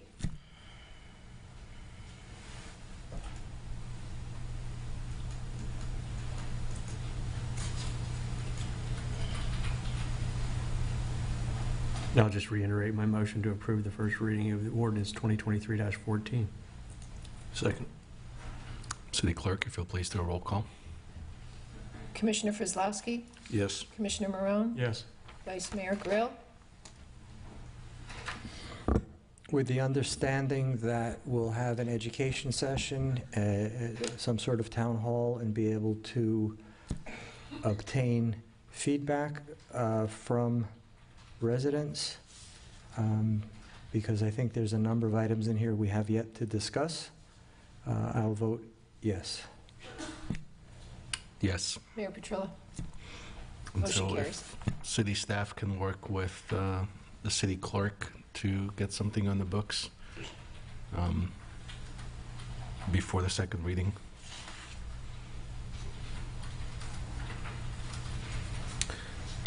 Next, we have item 7A, Resolution 2023-24, Conditional Use Permit 23069. If I may, Mr. Mayor, I'm Tim Driscoll. I represent the applicant. We'd like to request a continuance to a subsequent meeting when you have 5 commissioners present. And for the record, my name is Tim Driscoll, Driscoll Law Firm, 146 2nd Street North, Suite 310, St. Petersburg, Florida. And on behalf of the applicant, we're asking that you continue this matter. Thank you, sir.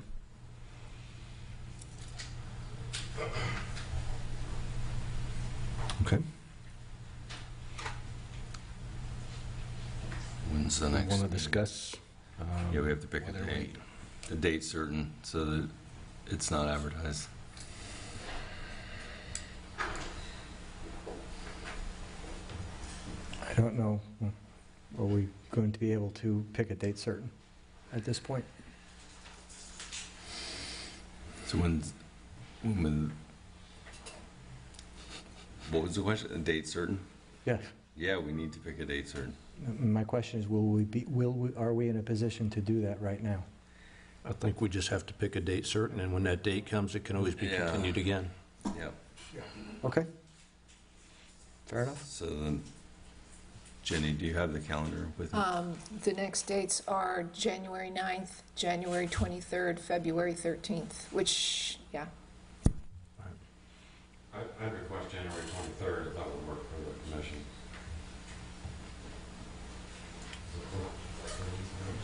Works for me. That works for me? Yeah, fine. Okay. Do we have a motion? I'll make a motion to continue this to January 23rd, 2024. I'll second the motion. City Clerk, if you'll please do a roll call. Commissioner Marone? Yes. Vice Mayor Grill? Yes. Commissioner Fryslowski? Yes. Mayor Petrilla? Yes. Motion carries. Thank you. Next, we have item 7B, Resolution 2023-25, Surplus Public Property for Affordable Housing.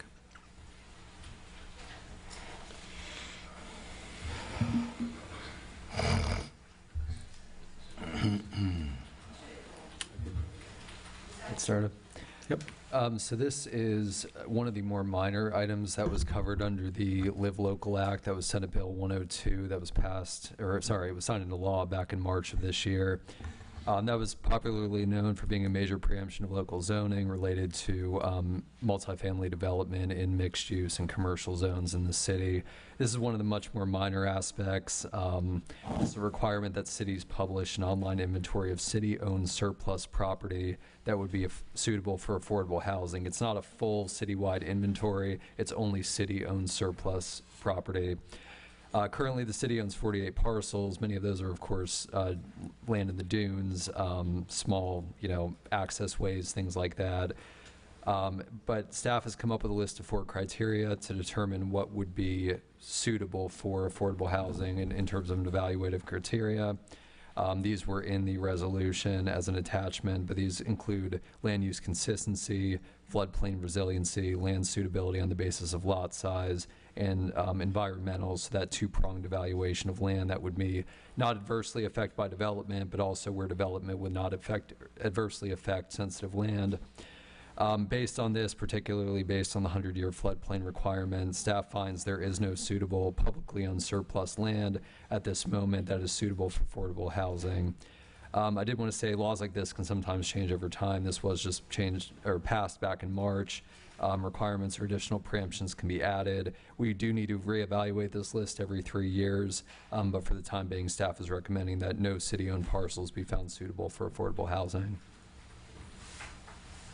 Do you have any questions? Thank you. Questions? Okay, thank you. Do we have a motion? Would you like me to read it? Please.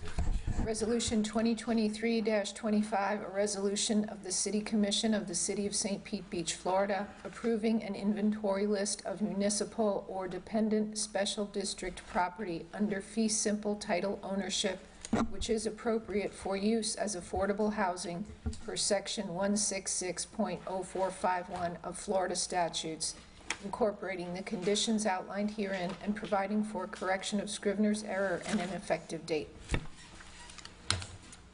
we have a motion? I move to approve Resolution 2023-25. Second. Go ahead. Who seconded? Okay, thank I you. think both of us at the same time. It's a tie. Pick one. Vice Mayor Grill? Yes. Commissioner Frizlowski? Yes. Commissioner Marone? Yes. Mayor Petrilla? Yes. Motion carries. Thank you. Next, we have item 8A, Pass a Grill Trash Pickup Update. Who's up?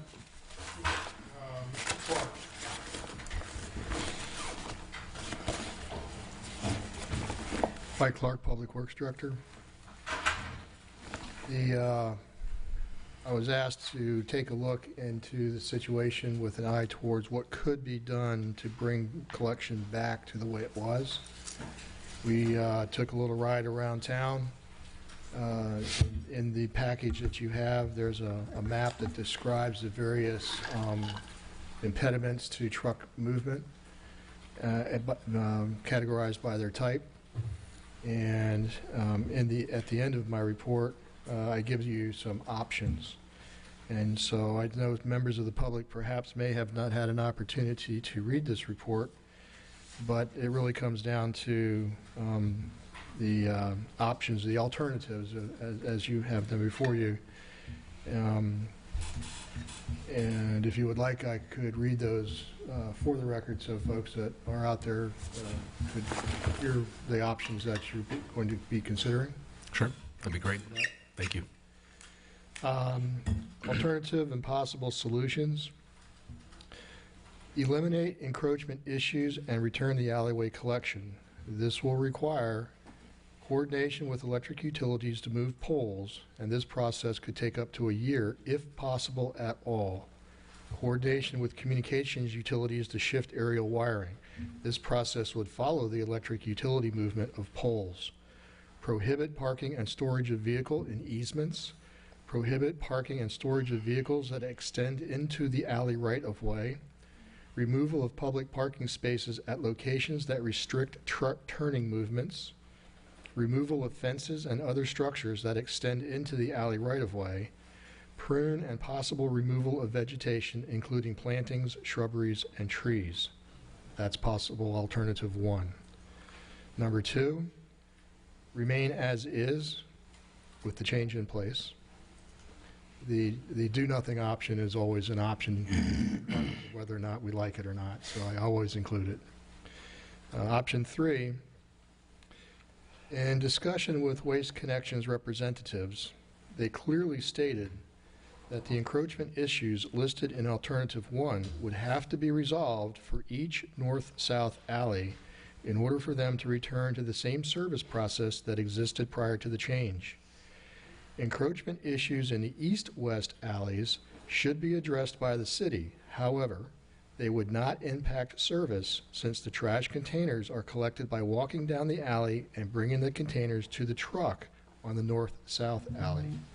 And for the record, in the 23 years that our contractor has been servicing the city, and Paso Grill included, they have never run trucks on the east-west alleys. It has always been a version of this backdoor service, largely which has not been identified as a backdoor service, and for which Waste Connections is not collecting the extra fees. Conclusion. From an operational perspective, any of the 3 alternatives are feasible. However, if Alternative 3 is selected, the time to manage and remove the encroachments could take up to 18 months. In a few specific locations where public infrastructure is the issue, removal of the obstacle may not be possible. The public infrastructure you refer to, do you have an example? Telephone poles. So Duke would have to come in and move the poles. And in some cases, due to adjacent structure, it might not be possible. We could possibly go to an overhead underground situation, but then we're talking about some expensive. Just so I had some example. Duke hasn't. In a good day, the poles don't move quickly. So, in a few cases, there are actually building structures with their fence, hard masonry fences that trucks hit on a routine basis. So there would be some situations where the homeowners would have to perhaps move their fence. Each of the X's on the attached maps has its own unique story. And it's not a comprehensive, so don't think that that's every X is the only X. When we, if I'm directed to get into this, that map's going to get more detailed. A couple of questions. So just kind of looking at this, appreciate the summary and all the work that's been done for this, but so if I'm looking at 1A and 1B are more complicated. It seems like 1C, D, E, F, and G are much more manageable, although I understand that's going to take surveying. You can't tell somebody to move their fence until you can prove it's not on their property. So correct. I know that gets a little bit more complicated, costly, timely, and complicated, but, and I don't know if you know this answer, but at what point in time did 1A and 1B become the problem? Because I know they had challenges, but they were doing these, they were going up and down these alleys up until 6 months August ago. 21st. Okay. So I'm just trying to quantify, I mean, some are easier to do than others. The moving of the poles and the infrastructure is sort of in a lot of ways out of our control and challenging, and maybe it can't be done, but I mean, I understand where residents would like to go back to this service because just in terms of land planning, that's what you do. You try and clean up the street, keep the street clean, kind of put the stuff on the backside, and it's a nice way to do it.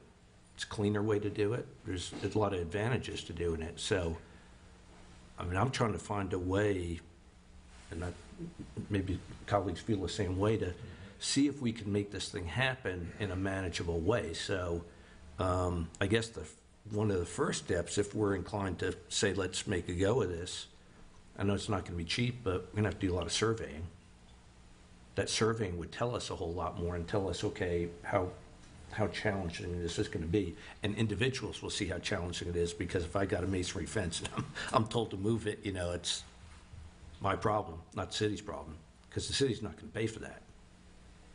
Right? I mean, I wouldn't think the city would pay to move something that's not on somebody's property.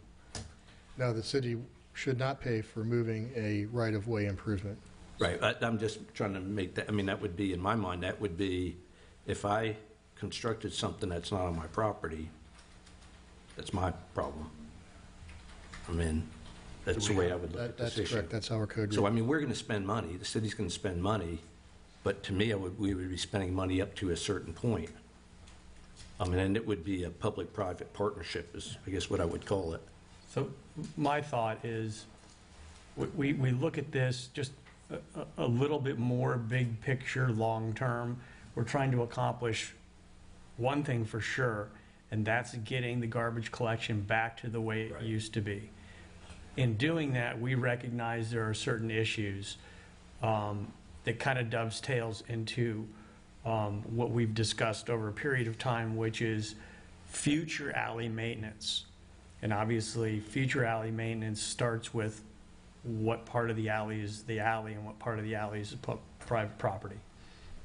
So my thought is that we do the easy things that we can do, that we can accomplish, where we're not forcing code violations on homeowners, but we're working in partnership with the homeowners, and where the city can help with the resources to trim things back, help move a fence. If we have those resources, if we have that equipment and we can help, and I'm talking about, I'm not talking about moving poles, telephone poles and knocking walls down, but those types of things where we can get the first tier done, which is get back to as much of what we had in waste collection before, and then continue with this process until we get all of this accomplished, and at the same time have alley surveys done, and then are moving forward with some type of alley maintenance program that takes into consideration what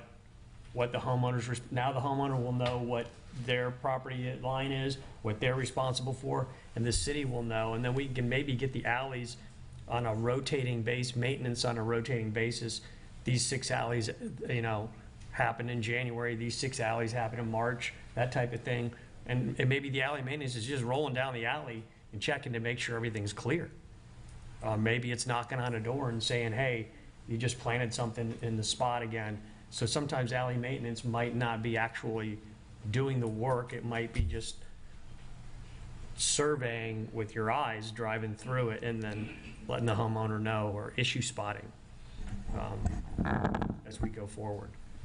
So I don't know how much of one we can accomplish in a short period of time, and see if we can work with Waste Connections and say, is that enough to get you back, get your service back at least 80% or 90% of where it was, and then we'll work on what we need to do on this heavy lifting.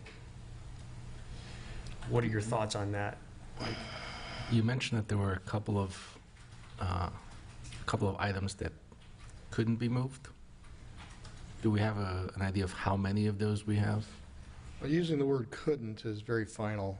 Sure. And we're talking about telephone poles here. And so, as I alluded earlier, moving a telephone pole, leaving it aerially serviced with transformers hanging on it, is a daunting task.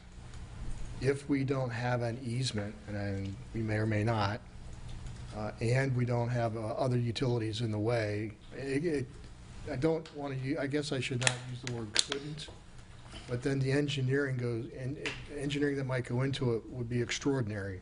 And then there's a dollar sign attached to that, and so where does that dollar sign govern the engineering effort? I mean, engineers, we can probably come up with a solution, but I don't know how many commas it's going to have. You get one. Do we have an idea of how many properties are affected? On the final page, I believe, I don't know if I summarized that. Well, but most of the X's are on the east-west alleys. They're not on the north-south alleys. Yeah, So on page 2, at the bottom, we summarized the X's on the map. Which is page? And so the first one, 128, is inaccessible via collection vehicle. Those are merely identifying the east-west alleyway services, for which nothing will be done. Right, right. So then you can read the other: private infrastructure encroachments, 13, public infrastructure encroachments, 7, parking encroachments, 17, vegetation encroachments, 32. But some of them may be on the same property though, Rohan. So the same property might have 2 or 3 issues. Same property may have multiple violations. Okay. But if you knock the first one off the list, right? Because those are all east-west. Mhm. I mean, that's a... But to get to the That's a east-west, big- you've got to go through the north-south. So we just thought we would identify the number of east-west customers that are impacted by this. Yep, to get to the east-west, you have to go through the north-south, but you're not driving on the east-west, so you can leave those encroachments, right? The truck pulls up to the alleyway Right. intersection. Right. The guys get out, they walk down, they get the trash cans, they take it to the truck, and then they take the cans back. Right. We still want some clearing of vegetation in the east-west because Yeah. we're hearing I heard complaints from Bill Cromell and his partner Logan that some of the encroachments in the alleys, the overgrowth, were such that they didn't feel comfortable going in the alleys. Some of it may have been debris in the alley, I don't know. But that's an easy fix to me. That's what I was gonna say, those That's a are the real easier easy ones, fix. right. I don't want to ignore the east-west because I know they're going to come back Yeah, and I- say, well, we just couldn't, we Yeah, didn't no, I feel hear you. comfortable going Yeah. down that. So that stuff I think we can knock out Right. pretty easy. It's like, yeah, it's all pretty easy until it's not. Commissioners, Necessarily going to sign up for the easy part. But yes, it can be done. I just want to add one other element to this. In the contract, at the initiation of the contract with this contractor, they were required to submit a work schedule, a detailed work schedule of their routes and so forth and so on, and it had to be approved. Any deviation from that work schedule has to be approved by the Public Works Director. So I want to make sure that, we're following the contract provisions here. So I don't know if you've already issued those approvals for changing the work schedule, or if that's where we are right now, you're asking for guidance on what to approve. The work schedule never changed. Okay. The pickups are exactly the same as they always have been. What has changed is the folks that are on the interior of the alleyways are now required to bring their containers to the curb.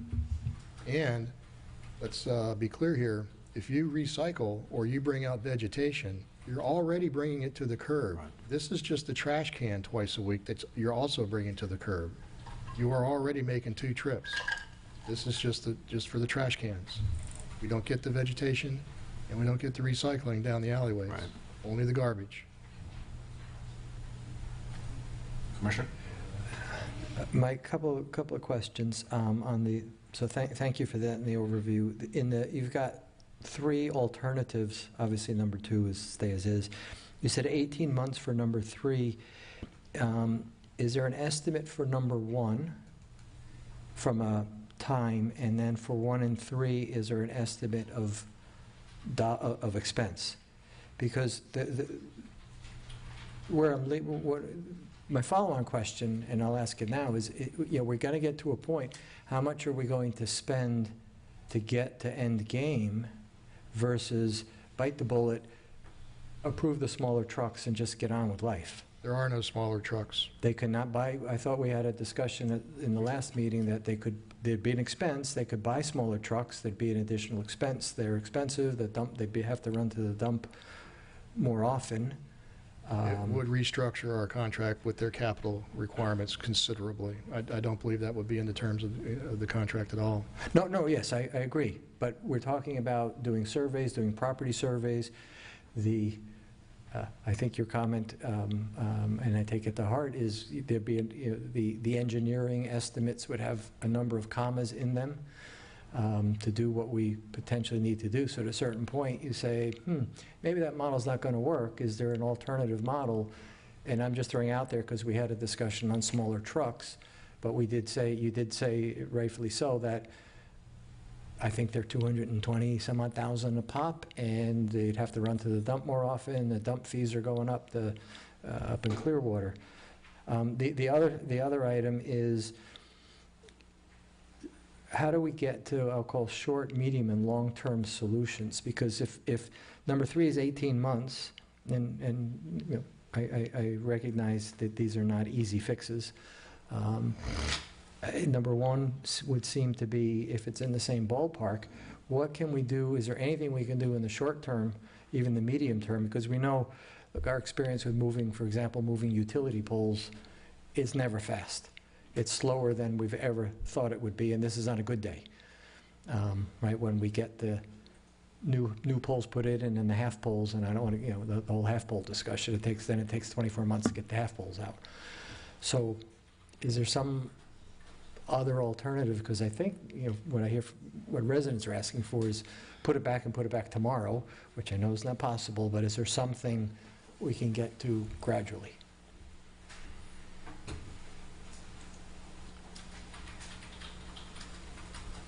I would request some time to go ahead and take that under advisement and into consideration, all of your comments, and further discussion with the city manager and our contractor. How do we piece apart all of the elements that we describe in option 1, which actually apply to option 3 also? Right. You know, some of them are long-term. Some of them we could do tomorrow. We could go down there and we could chop Mrs. Jones's tree right down to the roots. And when she comes back from Canada or wherever she lives and she lost her tree, you know, there you go. Some of them are going to be repetitive, which will require constant vigilance. People will go back and park their cars where they think they can park their cars. They'll park it on Tuesday evening thinking they can get away until Thursday morning, and then bang, there it is again. So the parking of the vehicles is going to be an ongoing battle no matter what happens. I don't care. I know everybody wants to do right and will tell you 3 times that they'll do the right thing, and yet we all are all forgetful at times. So can we, as part of that, take more time, come back with information? I think to Commissioner Grohl's point, you know, I know they said the trucks were expensive. I don't think we heard a definitive no, it can't be done with smaller trucks. Because I think there's a few concerns here. Just taking 128 properties that we have, that's $50,000 in surveys. Just, right? So that's already a quarter of a truck, or 20% of a truck. Then you have all the encroaching fences and everything else, which will go to code enforcement, which then will either go before a special magistrate or they'll go before the Board of Adjustment. And the Board of Adjustment might say, well, you have a hardship here and now the fence can stay. And then we can't, then we're back to square zero because we're not getting rid of the fence, right? And so now we may have 100 and some odd cases that go before either the magistrate or the Board of Adjustment. And I think that might be the easiest solution is, can we get a smaller truck? And if we can do that, then we can address some of these other items one at a time, the trees and everything else. But I think once we pop open this can, there will be worms. Mayor, it appears that, you know, there's a desire to try to get that service back, and there's certainly some valid questions that have been brought up tonight, and I think Mike's suggestion is good, that a little additional time that we can get a little further into these, especially with timing and cost and the truck option. I think that would be certainly be beneficial. Yes, the comments have been very, very helpful. And I think what the city manager said, we can bring back to you that second level, the next level of information, the next level of data, including cost and some other considerations. Give staff a little bit more time to think this through, given your feedback, and given the public's, the residents' continued desire for an end state that they see. My staff and I would be very pleased to do that for you. And I want to say, just what you put in here, this visual, incredibly helpful. I think it's only once you see it on a map with all the X's and all the flags and everything else do you get a real idea of the scope of what has to be done. Can I get the overhead, please? And Mike, when that comes up, one other item is, as you look at the alternatives, here's a crazy idea. Could everyone go on, I think, what we call backdoor pickup service? Because that's already an option in the contract. The contractor has very generously never brought that up until I brought it up. There is a little bit of a different level of service that's being provided to the folks that live on the east-west alleyways that Waste Connections is not being compensated for. And the cost of that time and effort goes into the bigger picture, the 3,000 or so properties that we service, to come up with that single residential rate that we all pay equally. So if the level of effort required to service these particular residences is higher than it is for the vast majority of the other residences, the cost of doing that in the contract overall rate is being passed to the other residences. It's only pennies, but it's a point. But I thought, and forgive me if my memory's not right, when this contract was put in place, there was an optional service for those who were infirm or had some sort of mobility issues, and they couldn't get their garbage bins to the street, that for an extra fee, that it would have to be, how should I say, set up in the account, that Waste Connections could come to the door and could provide them with service, because we do have, unfortunately, people who have mobility issues, for example. Well, absolutely. Every collection contract across the country has that for ADA purposes, and it's called a backdoor service. And so what the folks in east-west alleys are getting is extraordinary backdoor service. Backdoor service means that the worker will come into your property with your permission to the front surface of your property, whether that's your garage door or your side porch or the fence opening on the left or on the right. They come up to your property on the front, to that front face. They'll take that can, bring it to the truck, and take it back again.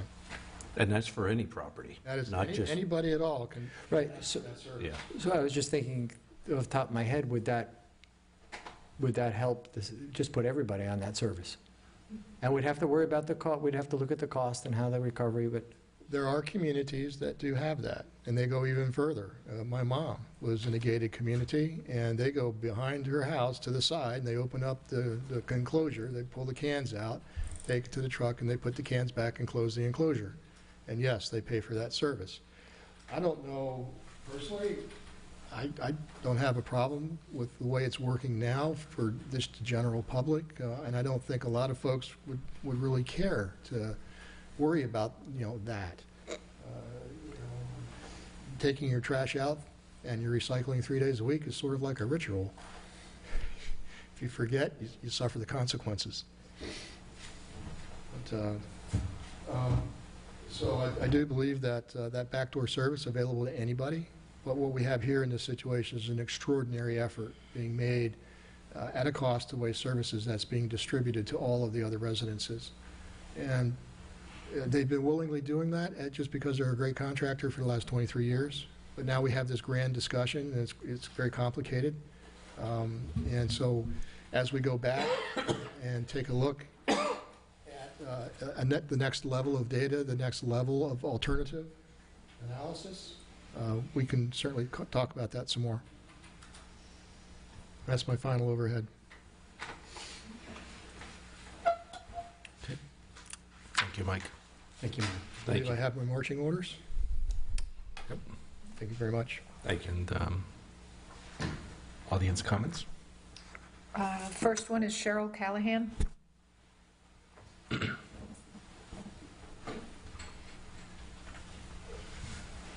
If you'll please state your name and address for the record. I'm Cheryl Callahan, 103 17th Avenue. And I did bring something that is in our municipal codes, an ordinance that I wanted to give to you if I could. If she said I had to ask you, do you want it or not? Sure. Do you have enough copies for everyone? I do. Okay. Thank you. Thank you.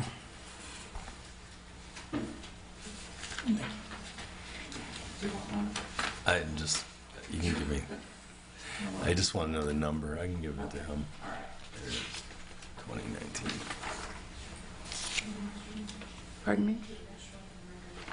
Sure. Okay, so this is perfect. I'm not going to go off my notes, but this report that we just got is speaking to the fences, the driveways, the curbing, the shrubbery, the poles, the vehicles that are in the way.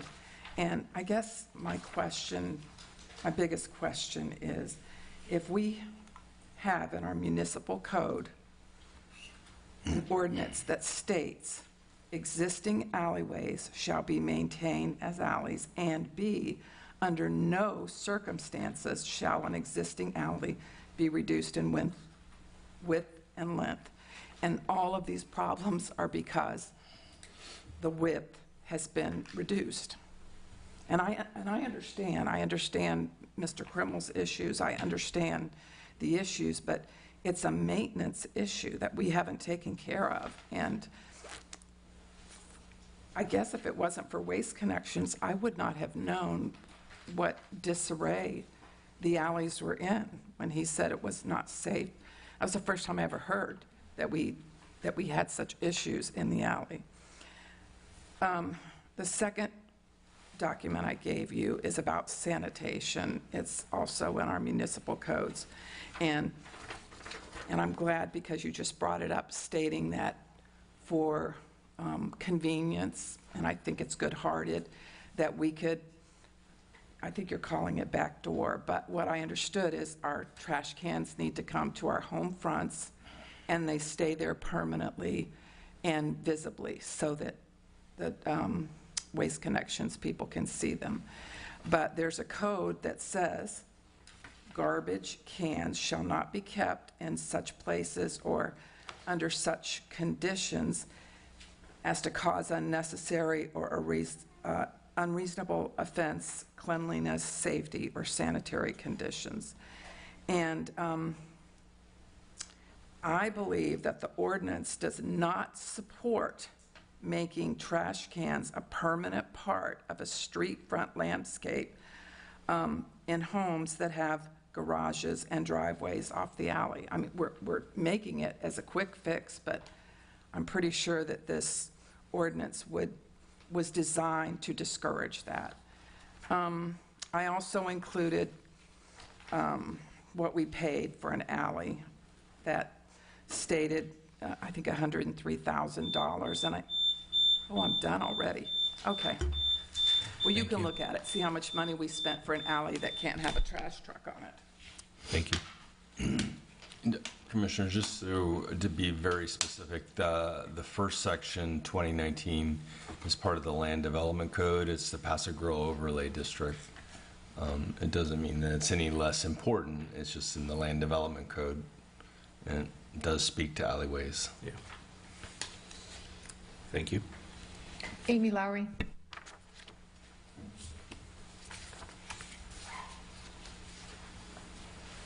If you'll please state your name and address for the record.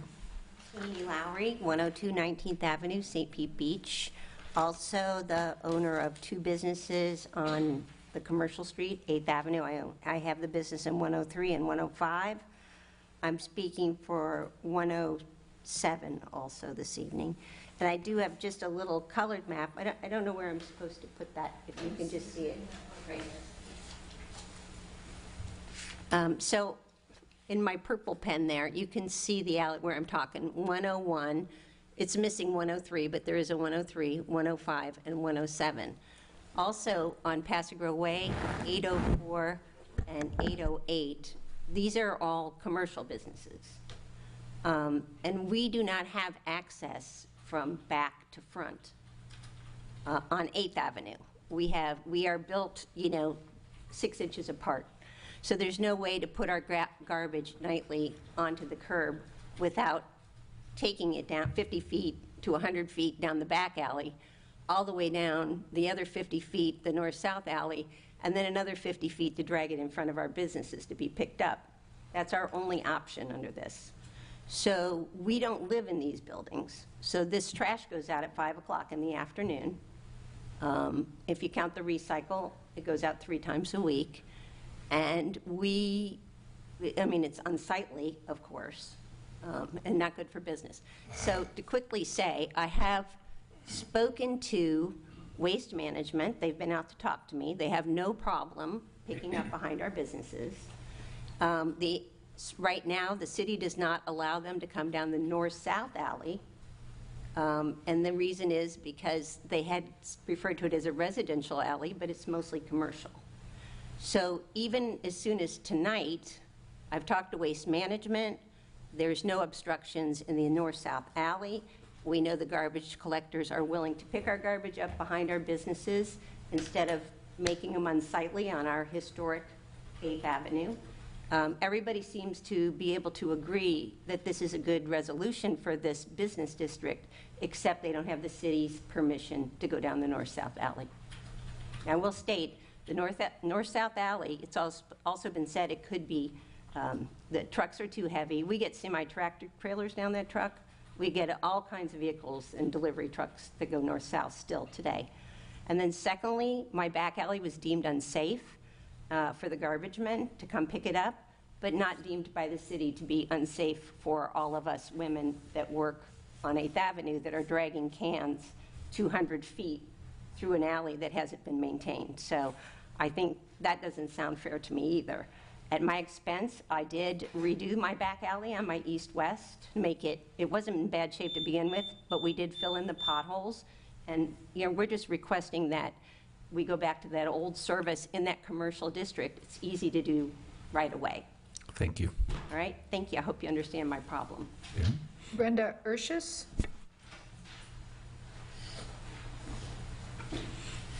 If you'll please state your name and address for the record. Okay, I'm Brenda Urshus, 111 12th Avenue. I'm just really pleased that we're bringing this up and discussing about reinstating garbage pickup in the alleys. Myself and my neighbors, we have dogs, we walk the alleys, and after listening to the chair of the Historic Board report on the ride-along with Waste Connections, the solution is quite simple. Just needs to be remedied. The city needs to maintain the alleys, the overgrowth of trees and foliage, fill in the potholes, remove any obstacles that hinders the return of the pickup from the alleys, and if there are any issues with public utilities, notify the companies responsible and have them correct the issues. Oh, and by the way, power poles, Duke Energy is and has been replacing power poles in Paso Grill, so it'd be a great time to contact them if we have those poles that are an issue.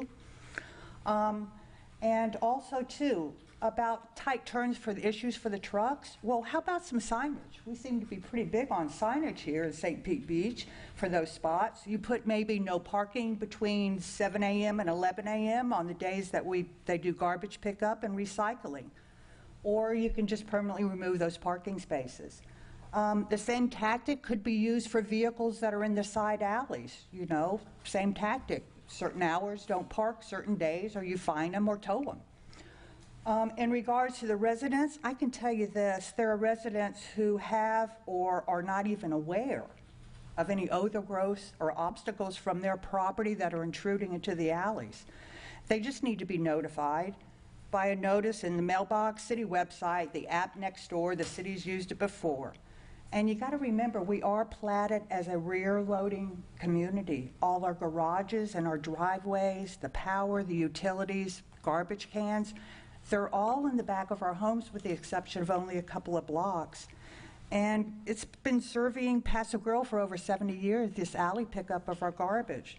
So to me, the solution is pretty easy to resolve, and these issues in the alleys that run north and south. And if the city needs help or input from the residents to expedite the return of the alley service, there are citizens here to help, and I am one of them. So if we could get started as quickly as possible and move forward to reinstate alley pickup, it'd be great, because I'm begging you, please, please, don't make me come back up here again. I can't stand to speak in public. I'm a nervous wreck. So please, let's move forward, and thank you for your time. Thank you. Neil Blackburn. I'll pass. And Bill Lowry.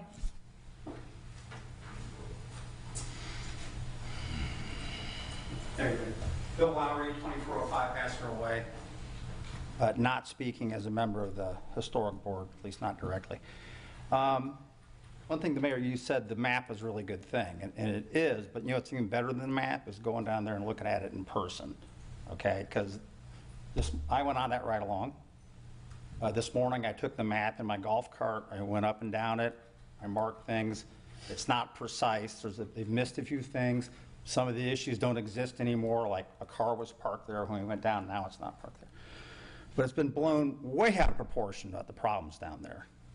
Okay, if we can go to the list, the 128 purple X's are irrelevant. Garbage trucks don't go by there anyway. Those are just people who now have to move their garbage. Private infrastructure, that's mainly fences. Almost every one of those fences is a new vinyl fence. Now, how do they get a permit to put there if it's an encroachment on the right-of-way? And if it is, it needs to be removed. I would think most of those people, they're not going to sue the city.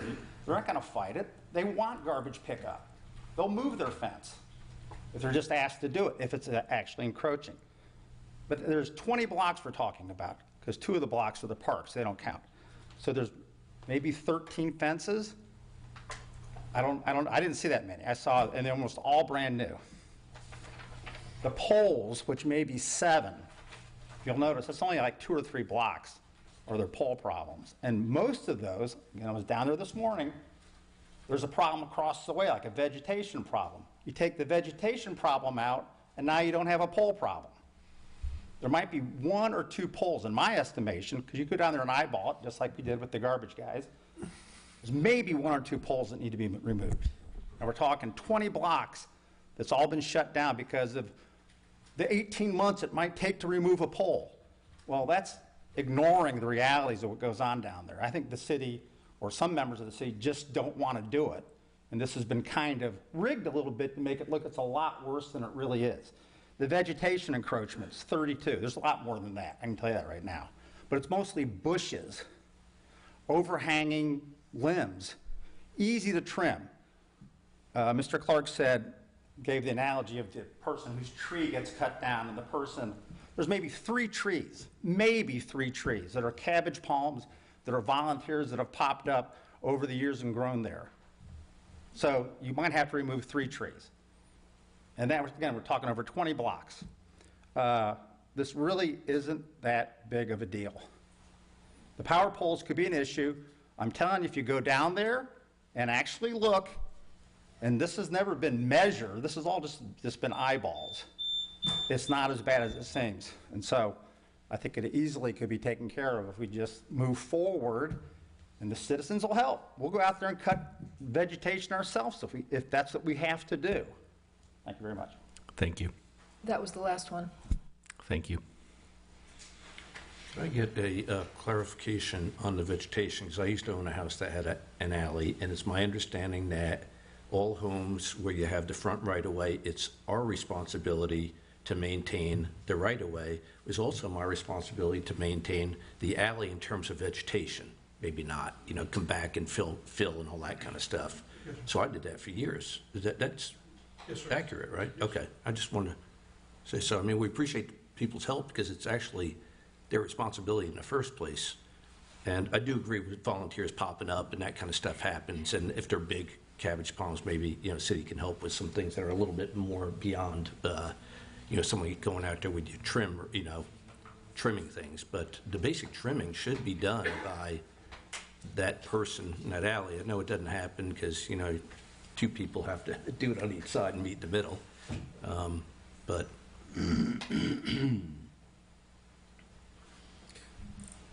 anyway, I know Bill mentioned a ride along, and next time there is one, please give me a call because I would have loved to have been there. But the, Take out my golf cart anytime. no, with Waste Connection. I'm at the ice cream shop every other day on my golf cart, so that's not the issue. I guess it would be, hey, how you? Ian Boyle, Waste Connections. Make an official invite. We'll bring everyone out. We'll rent a 15-passenger van, exactly what we did for Bill. And you guys can see exactly some of the issues we face. Construction trucks, contractor trucks. Bill saw it. We almost brought those wires down. There's a lot of issues. So we'd love to point them out to you. As of right now, we are picking up on the streets. We are getting out of Paso Grill 2 hours earlier. Our routes have been safer. We're trying to get down there early enough to get everything off the streets. So it's actually been, I think, a positive change. I understand the issues and the concerns, but more than happy to bring you guys, everybody out. We'll rent some vans, we'll bring a truck in, all that stuff. From a safety standpoint, we haven't had any injuries in Paso Grill since we've made the change. We've talked about some major injuries we've had. And one of the questions we had, and actually Bill brought this up on our ride-along, was like, don't you have injuries in this industry as well? Well, we do. The problem with some of the injuries we've had in the alleys is that we had, for one example, a gentleman cut his artery on a toilet. And the driver couldn't get to him because he couldn't get out of the truck. So he had to drive to a point to get out of the truck to come back to him. Now, in the alleyways, and Bill saw this when we were there, you actually have the second person guide you. Because when you're driving in those alleys, you want to make sure you're not hitting the trees and all those utility poles. If you go to those utility poles, they got a lot of blue ink on them. That's our ink, okay? And there's a lot of, there's that RV that was parked there, construction trucks. So from an injury standpoint, from a safety standpoint, it's been better for us in the sense that we have had no incidents, no accidents. We've made the change. So again, we're very happy to work with everyone. We're very happy to bring you guys out. We'll invite you out. We'll show you exactly. We'll bring a truck out and kind of show what the issues are. Thank you. Do you mind if I ask you a question? And I hate to even put you on the spot like this. Because if I'm listening to our Public Works Director, he's saying it's like, we've got all of this work that needs to be done here, and then the residents tell us, come on, it's not that bad. Can you give us a third-party opinion and say, look, it's a lot of cleanup, or it's just a few small things, if we can resolve those, we're good to go? Well, there are a lot of issues as far as the growth, the utility poles, the parking. The trucks we're utilizing now are bigger. There was a discussion about, or a question about, has this been discussed before? I've been working this contract for a long time. I've had these conversations since 2012, 2013, all the way going back to the Steve Halleck days. And was it Mayor Lowe, Mike Bonfeld? Back then, it was kind of like, hey, we really got to be concerned about these alleys because we're noticing fences are getting closer in and people are not doing the vegetation. Also, due to the fact that we saw trends that people are putting more stuff out at the curb, we're going to have to do bigger trucks. And once we get the bigger trucks, we're going to have some issues, which is what's happening. A lot of stuff, more people are putting more stuff out of the curb because no one goes shopping. Everyone has everything delivered. That's what's going on right now. So our trucks are anywhere from 10 to 15% bigger. So when you actually look at the trucks, when they come out of those turns, they can't even make those turns because they're the 10%, 10% longer. So I will say this. A lot of times Bill and Logan, they were telling me about it. And I didn't realize, I was working, I cover the whole state. Been working on bids this whole past week for Miami and Miami-Dade County. So until I actually did the ride-along with Mike and Bill, and thank you.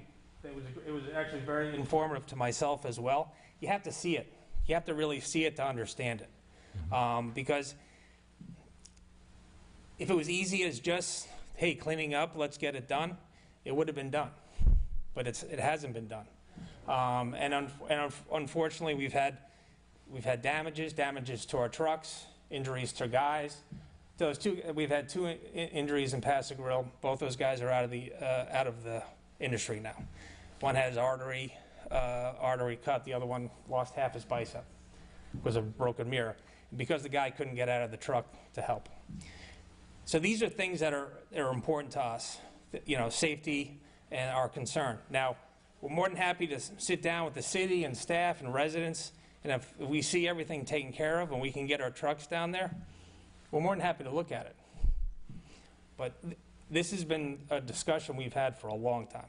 Because we saw it coming. We saw it coming for a long time. I'm sorry, please. We gave you the courtesy and let you speak uninterrupted. All we ask is the same courtesy for everyone else. Is that too much? Thank you.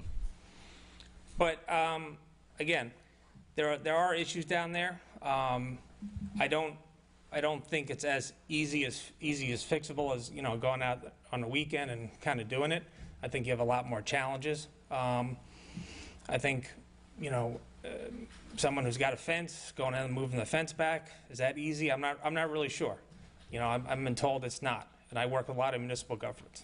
So again, we're here to work with the city. We're here to work with you guys, but we want to provide good service, safety for our guys, and we don't want to do damage to our trucks. We don't want to do damages to our properties. I mean, that's not our goal. The intent of the contract was never to not pick stuff up. But over a period of time, and even in the contract, it does state that we have the ability to change routes if we notice that there's a safety issue. Safety is always a concern for us. So that's just kind of where we're at. But again, as far as conversations go, we've had these conversations for a while. And are smaller trucks an option? If we can get them, we can look at them. We can come back and provide a price. You're looking at a smaller truck. You were noticing that it was like $250,000, but you have to have a dedicated crew for it because those trucks aren't utilized elsewhere. They'd be only used for this. So that you're not spreading those costs over. Normally, like our trucks now that we have, we can actually utilize them over a 5-day or 6-day week. Smaller trucks, if they're just dedicated for this service, they're only going to be used for the service, so it has to be all encompassed into this contract. And I guess the question is with the city, how do you do as far as those costs? It's something that's spread out over the all the residents and all the commercial businesses, because that's the way the contract is set up right now. All the costs are pretty much spread out over that. Or is that something that's just incurred by residents of Paso Grill? I don't know. Those are discussions.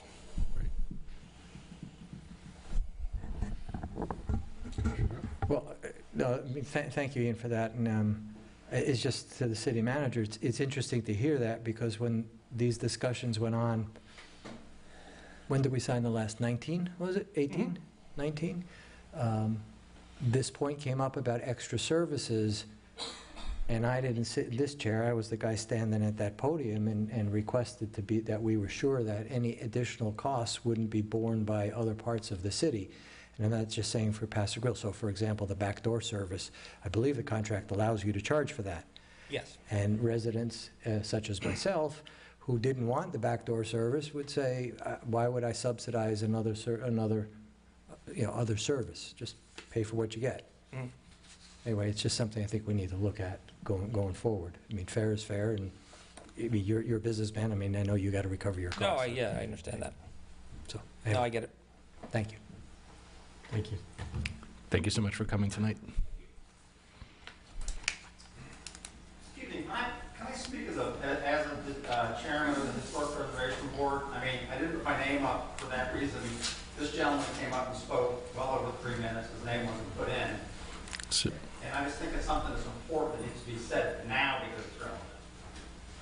If you have a problem with that, that's fine, but I don't know when I have an opportunity to ever talk like that. I have 3 minutes. I'll leave it to the commissioners.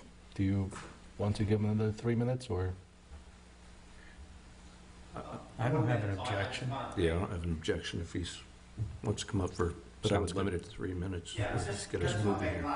Just please wait till you get to the microphone so we can hear you. Just, again, Bill Lowry, 2405 Pass Girl Way. The observation is, Pastor Grill is a historic district, unlike the rest of the city of St. Pete. It brings in a lot of revenue to the rest of the city because of its quaintness, because of its alleys. That's part of the fabric of the historic district. And it can't be looked at like the rest of the city Vice Chairman Grill said, they don't want to pay other people. The city shouldn't have to pay for things that just happen in Pastor Grill. I get that. But Pastor Grill, the historic district, offers a lot more to the rest of the city as well. And so what's unique about this is the alleys, and it's a part of the fabric of that historic district, and it should be treated differently because of that. It's been around forever, and it should be maintained. It's part of what's neat about being down there. And so I just want to point that out because we're just talking about dollars and cents right now, it sounds like. I'm talking about the historic district itself. Thank you. Thanks.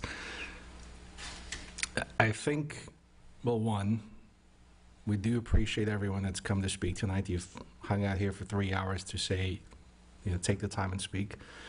And if I may just draw your attention to one thing, and that is Public Works Director gave us 3 options.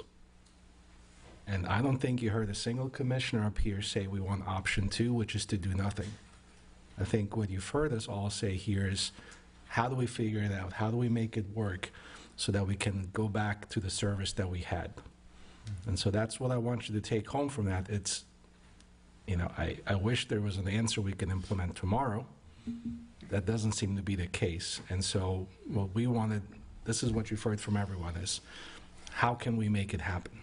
But nobody said no. Nobody said we don't want to do anything at all.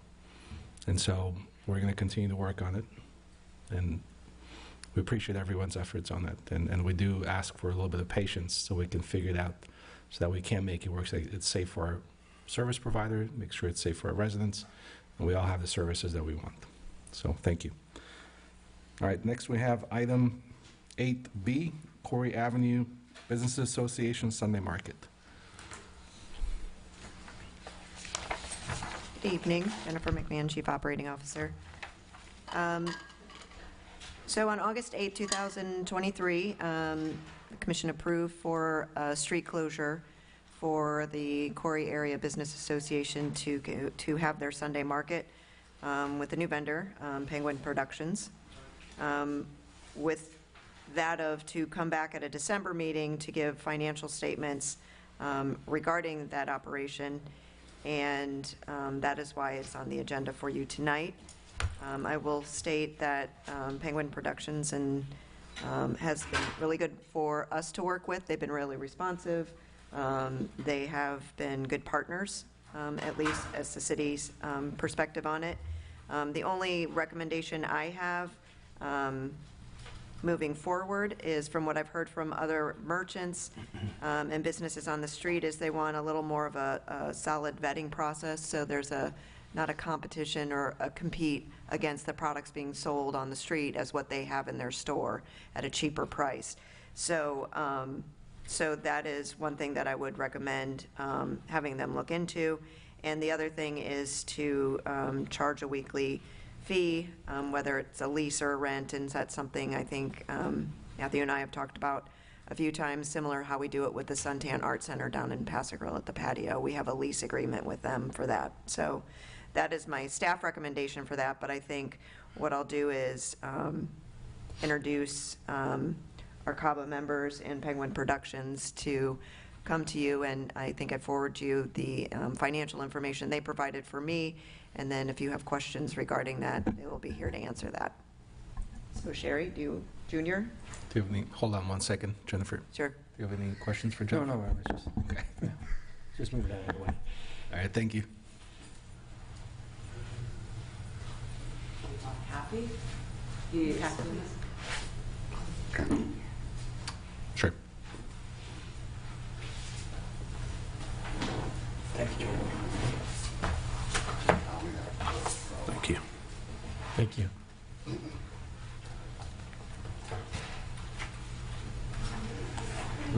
Thank you for having us. We appreciate you listening to us and considering everything with the market. We feel the same way about Florida Penguin. Can you They've done a wonderful can you job. say your name? I'm sorry, Thank you. Sherry. I have 3 properties on Corey Avenue, and I'm the vice president of CABA. So Kevin's here, and he may be able to bring some things to light as well if you have any questions. And Junior, the president. Junior Fanador, the president. I have 2 businesses on Corey Avenue. The folder that I just gave you on the left is our CABA financials, and on the right will be what the Penguins gives us. So if you have any questions, we're welcome to answer any questions you have. There is also a projected, what is that called in there?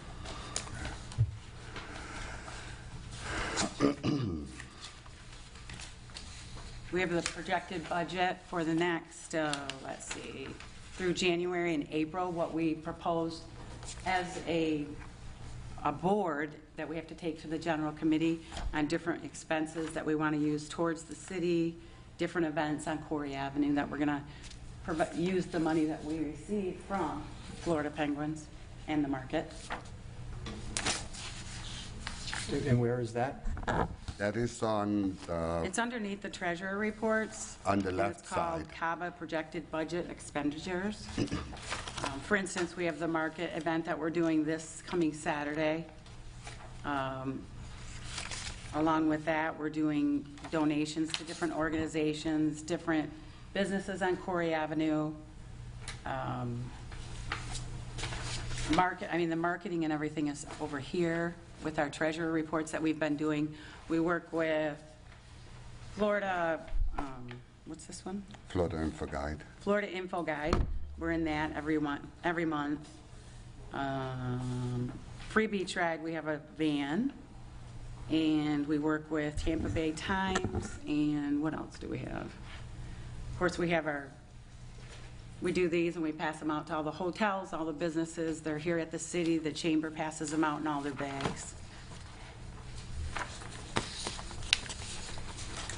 Do you guys want to hear from Kevin? I have a couple of questions on this information that you provided. Sure. On your expense report, or I guess projected expense report for 2024, you've got a $10,000 allocation labeled Corey Avenue beautification. Yes. And can you describe what that is? Sure. The 400 block don't have the new benches. We have no benches whatsoever. So we had met with the city manager and Jennifer, and we were going to try to donate it to the city for beautification, but they informed us that it's better for us to use it and get the stuff that we wanted. We wanted benches for the 400 block. We wanted to do, on the street, there's Banners. the banners on the poles. Okay. So we wanted to do seasonal banners and stuff like that. What else did we? I don't remember. So those benches are... Those two. Those benches are going to go in the street right away? We're going to order them through the vendors that Jennifer refers us to. Okay, I was going to ask about that. So the coordination of the style and what they're going to look like are all going to be approved by Jennifer, so that they meet, okay. Everything will be approved through Jennifer and the city manager. Okay, good. Yeah. So, thank you for providing the information and the email earlier today. Back in August, when we had said that we wanted to take a look here in December on, and I'm looking at my notes here. We wanted an update on how the market was operating. We wanted understand the performance of the contractor, of your contractor, Florida Penguin. And we wanted to look at the financials.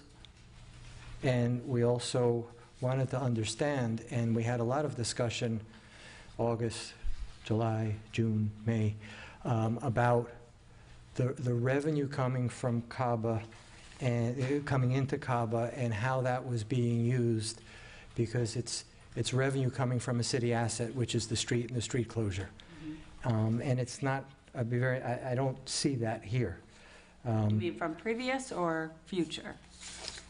From starting in August, when we went with the new contract. So, Okay, so you want me to go over with you a little bit? no, I want to go over a lot of it, but I haven't finished what I was going to say. Okay.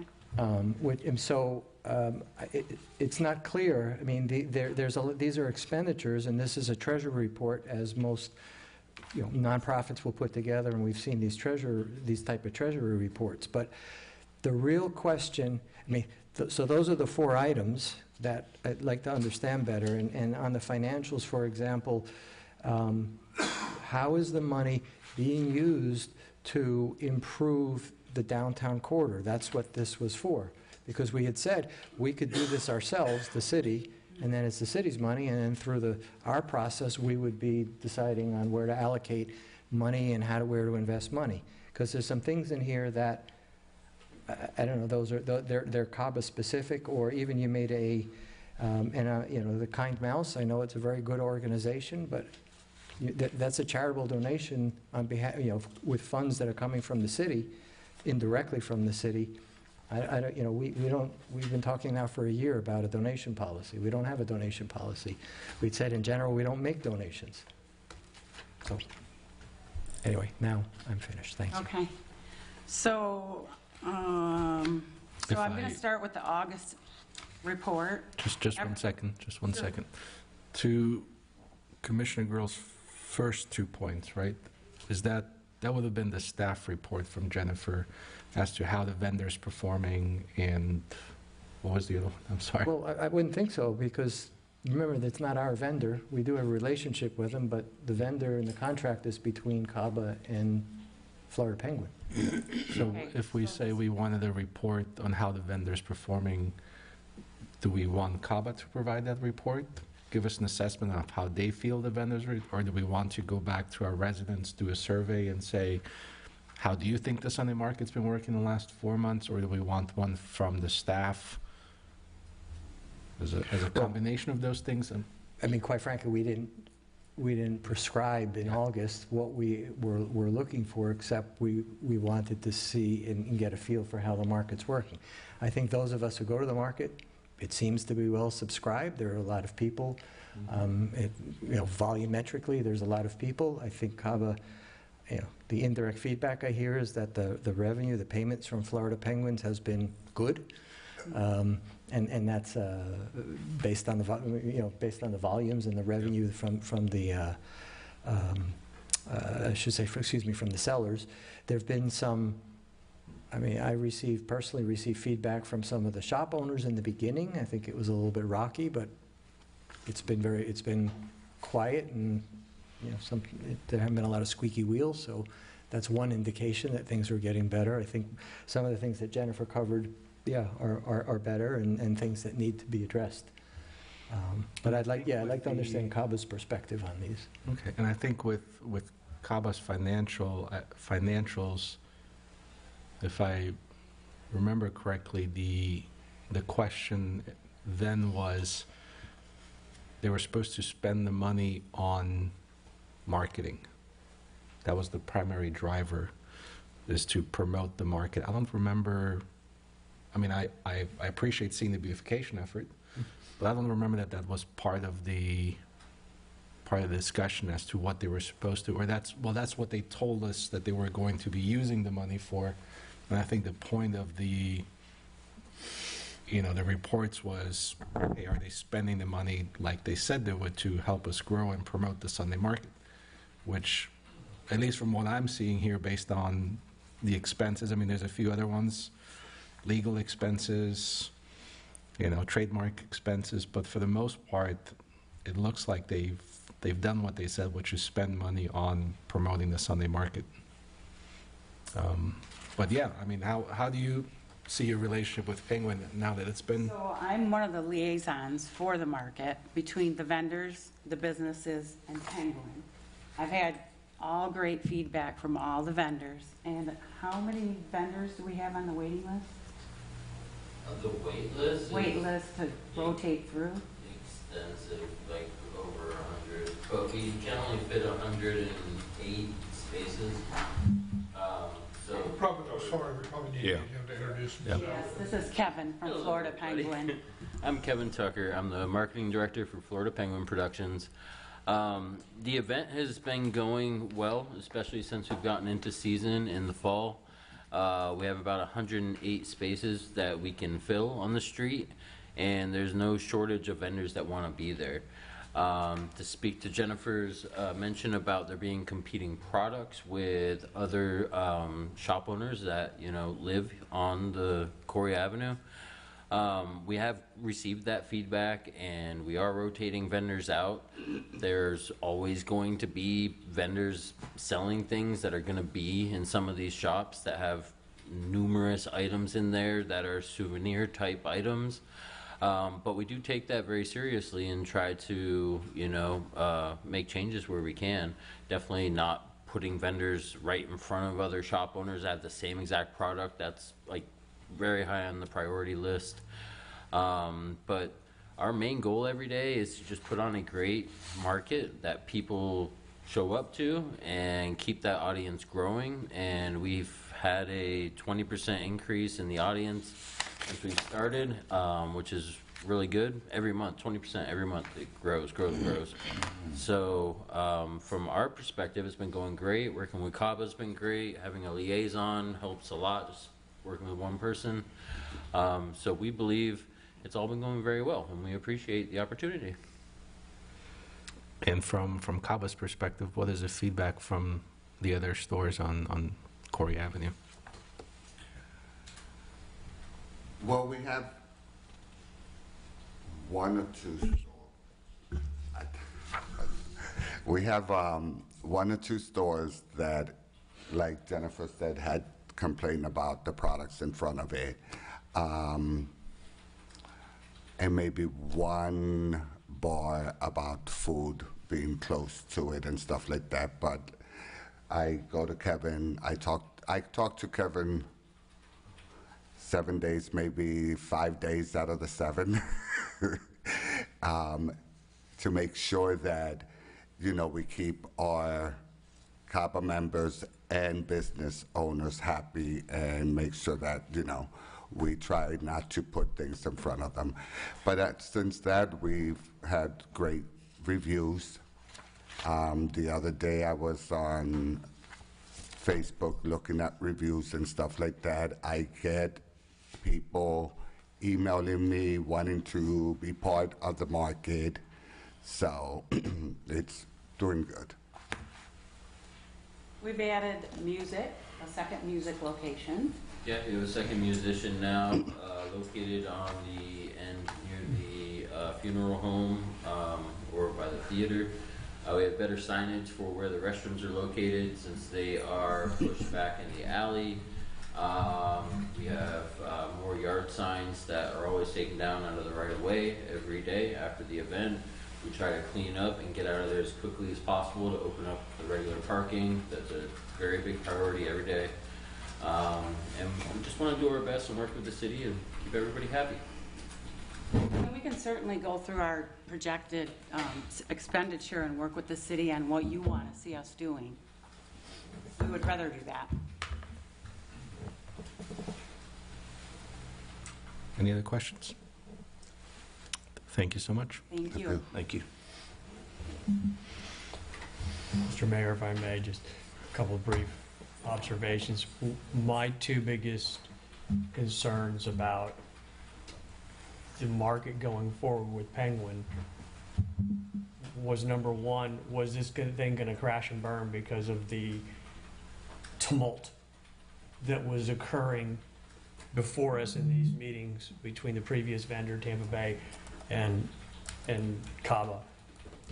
To me, it seems like all is good. That is all leveled out. It has worked out like CABA thought it was going to work out, like it was represented to us that it would work out. And then my second concern was, from a financial standpoint, it seemed inherently unfair to me that we would be issuing a permit to somebody for a very low dollar amount so they could just make money off our street. And I understand some of the give back is these promotions, It seems like this market is so popular and is so, there's so many layers of folks that have come over the years that they've built this following. The marketing for the market and the shops, it's kind of, it's self-perpetuating, you know? It doesn't really need, I think if they didn't market for 1 month, they'd still pack it out. Because that's the kind of reputation they have, which is great. It's an awesome reputation. My question was, what should the city get? Should the city be getting more from this? I'm looking at the financials. I'm not seeing right now a huge payday to Cava. Doesn't look like, you know, they're gushing cash from this. They're making some money. So if I was to make a proposal, I would probably echo Jennifer's recommendation, maybe a $200 a month to start out with, see how things go, but a week, yeah.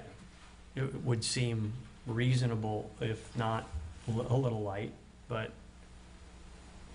And I think we'd have to charge whatever we charge everybody else for street closures, right? How we do it with the other market we have in Paso Robles is a lease agreement for the space. So it's not a permit fee. So it doesn't align with street closures and a special event. It would actually be a lease agreement for the space being used. Okay. Yeah, I think that would be a good idea. I would agree with that. Okay, thank you. All right, last we have item 8C, Commissioner Grow. Sure. Could we have just a quick 5-minute restroom break? I agree. All right. Sorry about that. We'll be back at 9:31. Thank you.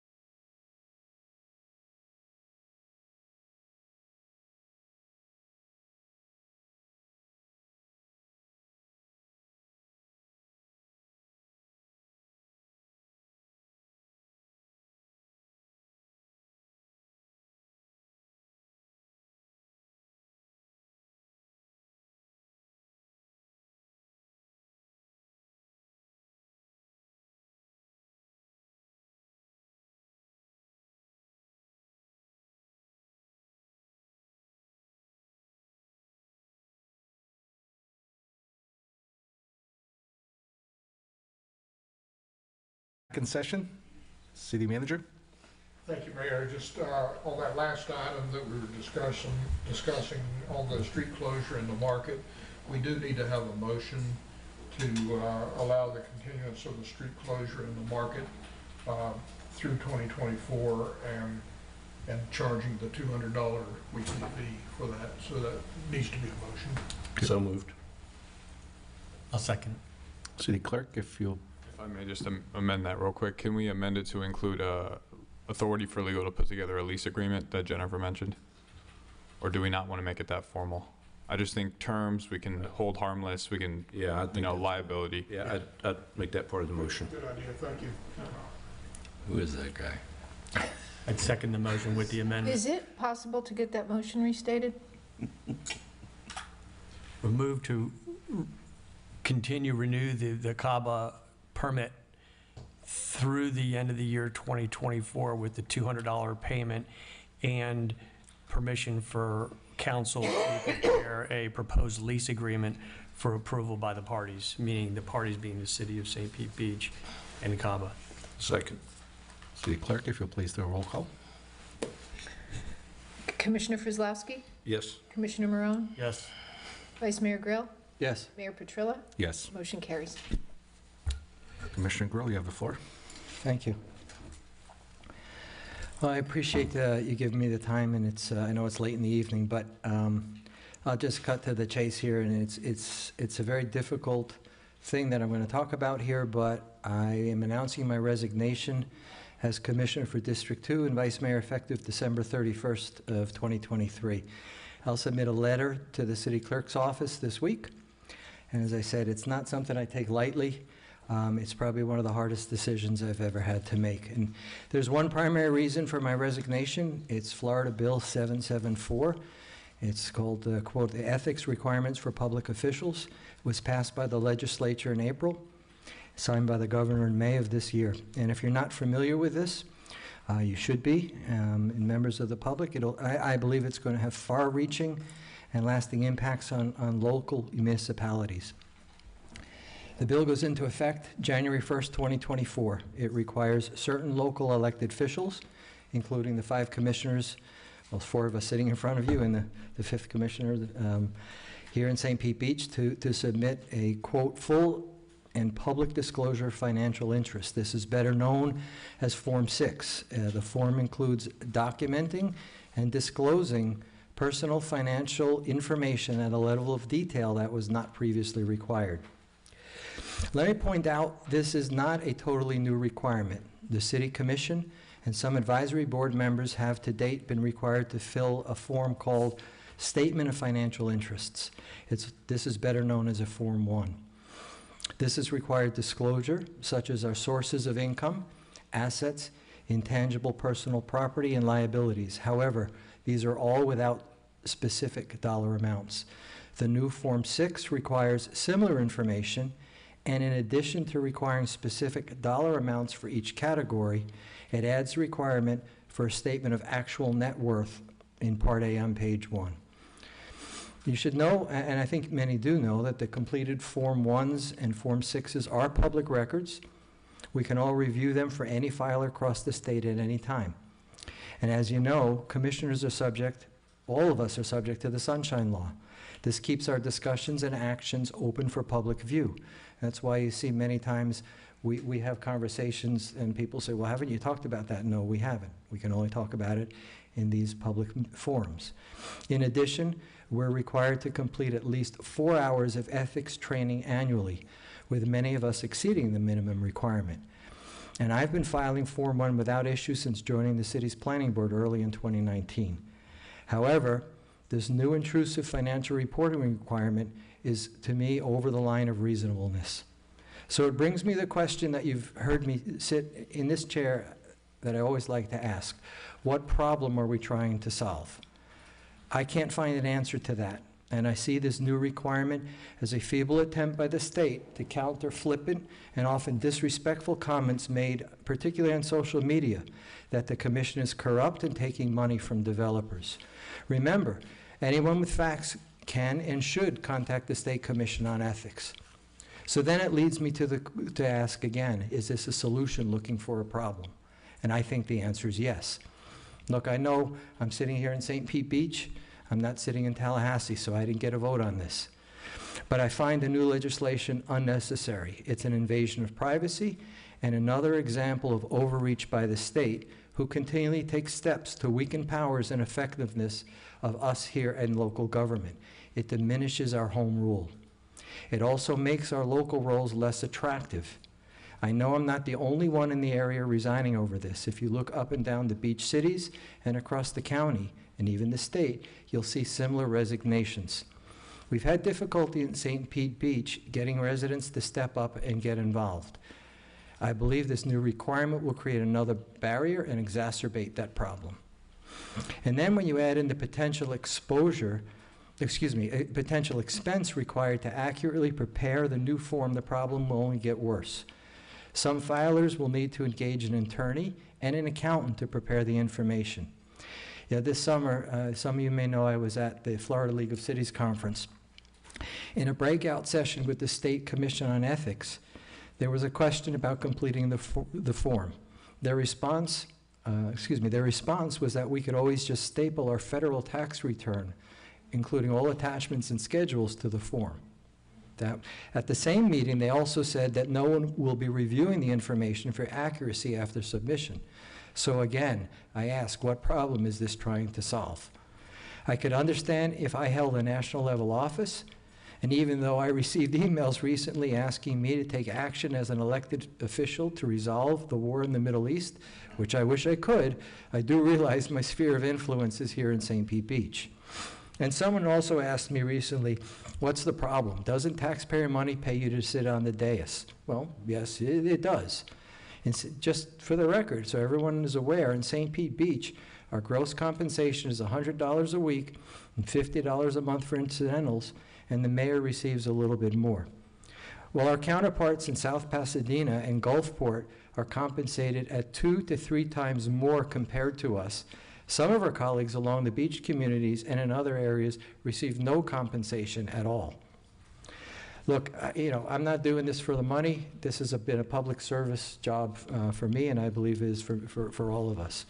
And it's out of my desire to contribute to the success of the city, to continue to make St. Pete Beach an even better place than it already is. So as I discussed this with friends, with family, I was asked, hey, is there a way around this? And no, the law is the law, and of course we follow the law. But there's a loophole. By performing what I call financial gymnastics, you can be in compliance. And what does that mean? So basically moving assets, income streams, and the like out of my name and into the name of others. For example, my wife. This would make my disclosure simple with small amounts or zeros, and that would be in compliance with the new requirements. But I'm not going to do that. In addition to costing me money, real money, and making the lawyers and accountants wealthy, it's not the right thing to do. So remember that when you look at these completed forms from across the state, again, they're public records, you'll see them online, and you can make your own decisions on how these forms are completed. I discussed this with my family, and most importantly, my wife, who support my decision to resign. So it's been my honor and privilege, I must say, to be a member of this commission, to represent the residents of District 2 and all city residents. Know that I've always done my best to do what's right for the residents and for the city. St. Pete Beach is going through some difficult discussions and potential transformation recently. I'm disappointed, very disappointed, that I'll no longer be sitting up here helping to shape that future. But I'll still be around. You won't get rid of me that quickly. Although my wife did remind me earlier today that I didn't miss a commission meeting for at least a year, and she suggested I might take a little bit longer than a 2-week break and not have to read 400 pages over a weekend as we go into 2024. Before I end, I want to say a couple things. First, I've really had the opportunity to work with some great people here in the city. I'll miss working with my fellow commissioners, our charter officers, our city employees, our advisory board members. Thank you for all you do and all that you contribute. You also have my thanks for supporting me and helping me while I sat in this chair. I apologize to anybody if my passion for the role ever offended you. It was never my intent. It was never meant to be personal. My biggest thanks, of course, go to my wife, who always supported me. She stood by my side, who was patient, listened to my ideas, no matter how crazy they may have sounded. I couldn't have done it without her support. I also want to remind everybody, we really need to stop the divisiveness that seems to be permeating the city. We all live here. We want to make St. Pete Beach an even better place. We need to find a way to work together and bring this together, because if we lose or they lose or whoever, we all lose. There's no side in this. So thank you all. This has been a great experience and one I'll never forget. Thank you.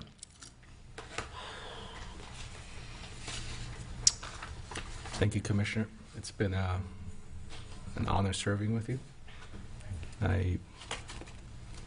I've heard the comments in the past, but I've never once, not just for you, but for anyone here, I don't doubt anyone's sincerity wanting to do what's best for the city.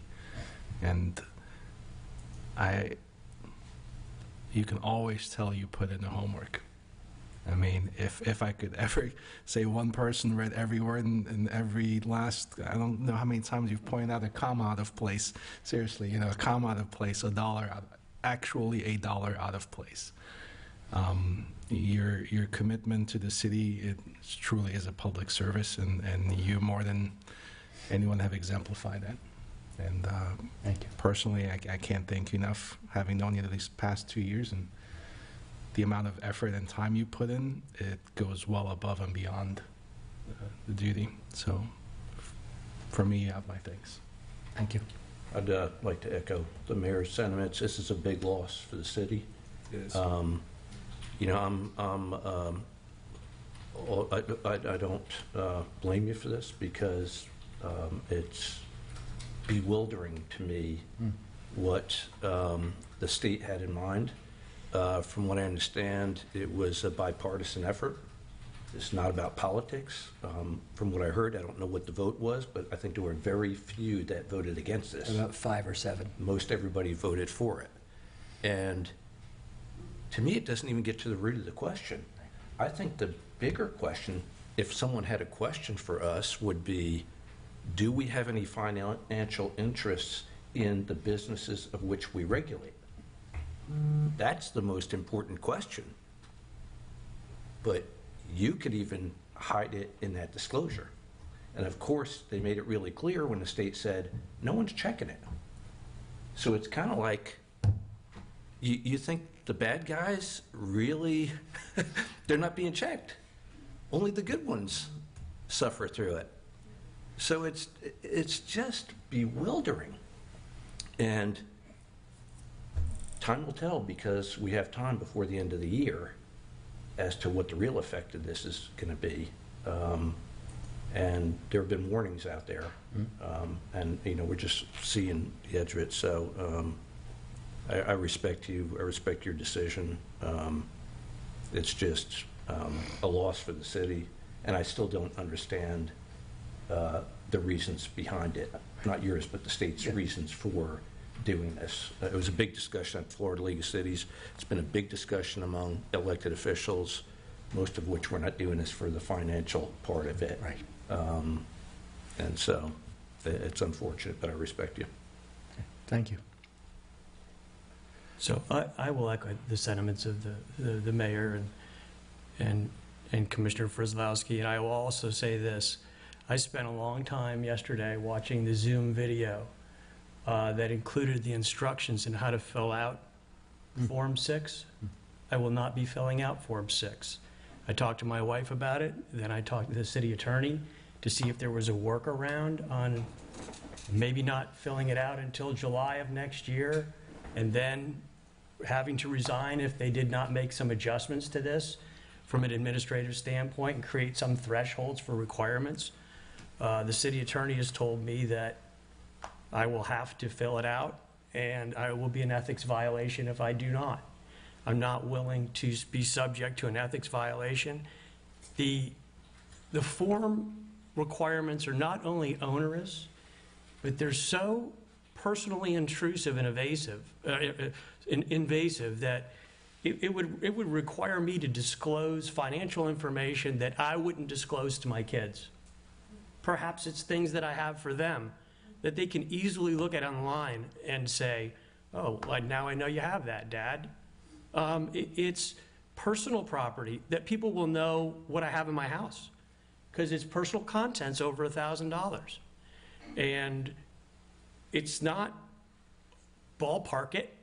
How much stuff do you have in your house? Like you're doing a contents inventory for your insurance company. It is each item that is over $1,000 listed.